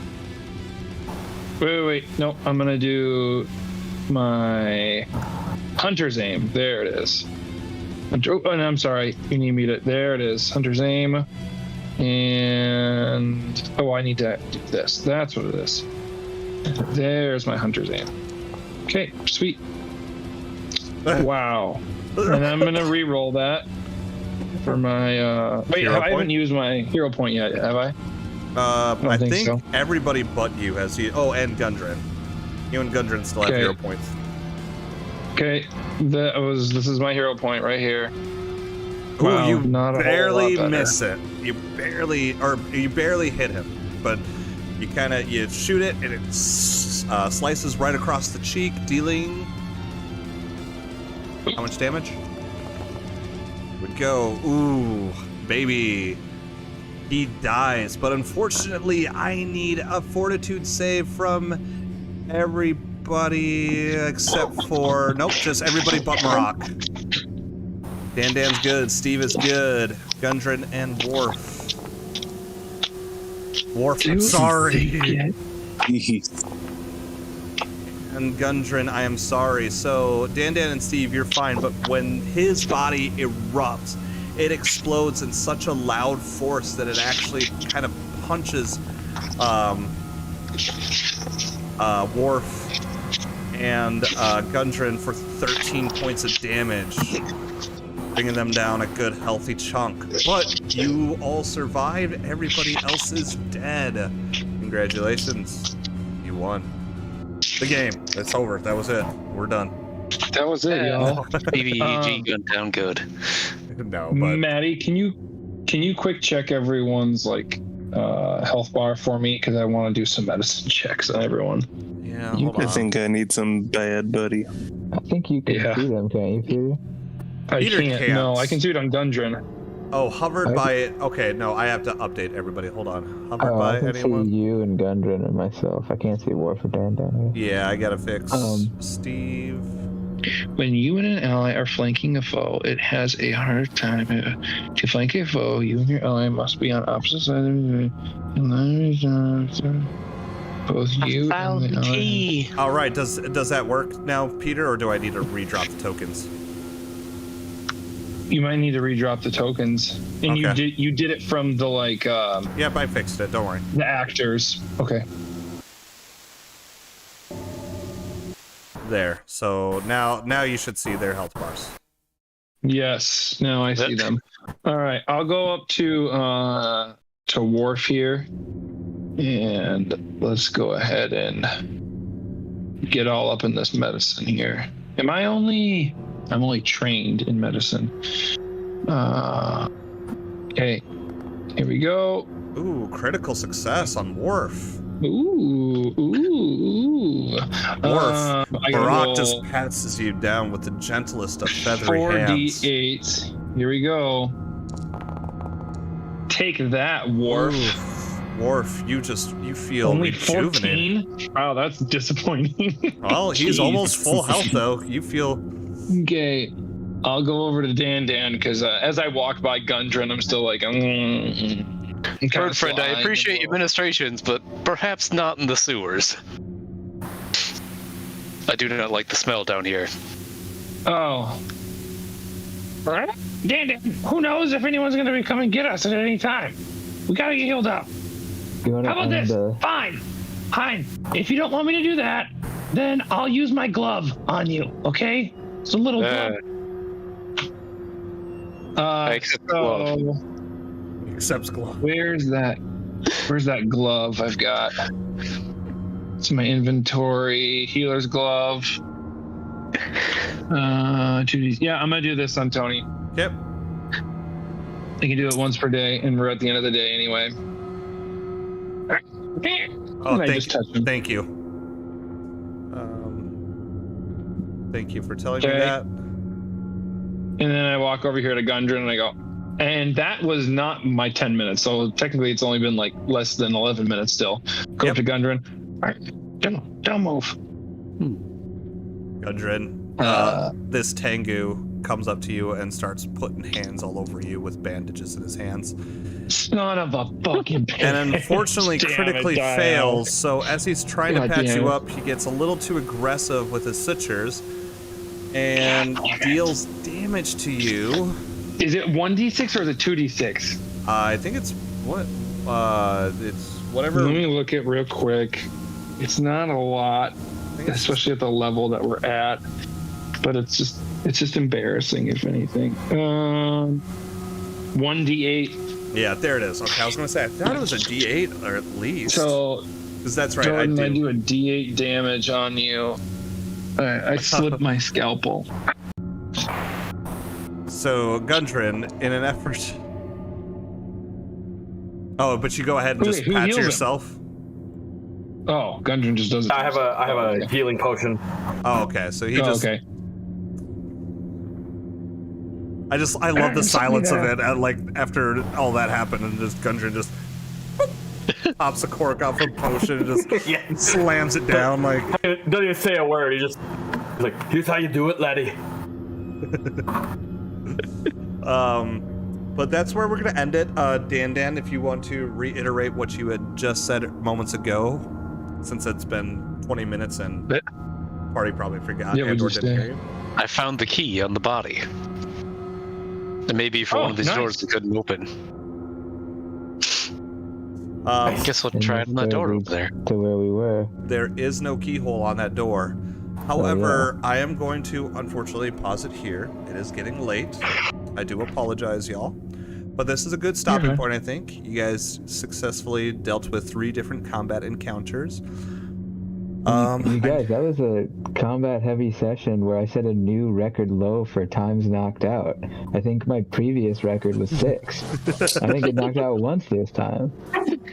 Kind of disappointed. I'm going to give you 200 experience points for the 3 different encounters. And I'm going to give you an additional 100 experience points for your progression in your case. So 300 experience points all around. I know, Gundren, you weren't here for the first encounter, but level up. We'll just pretend that you were dealing with the first set of 4 people, and either way. 300 experience points all around. How do I add experience points to my... On your character sheet, you just can click at the cursor and type it in. Yeah, at the very top where it says level 4, there should be a 0 out of 1,000. See that? How many experience points do we get? We got 300 total. 100 total. I figured it just didn't look like I was able to type. Did not mean to do that. Oh, okay. All right. I'll accept that. I'll allow that. But all right. That is game. I'm going to now move us all back to update token.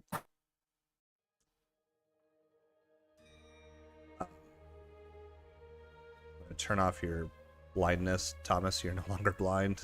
Oh, thank you, bud.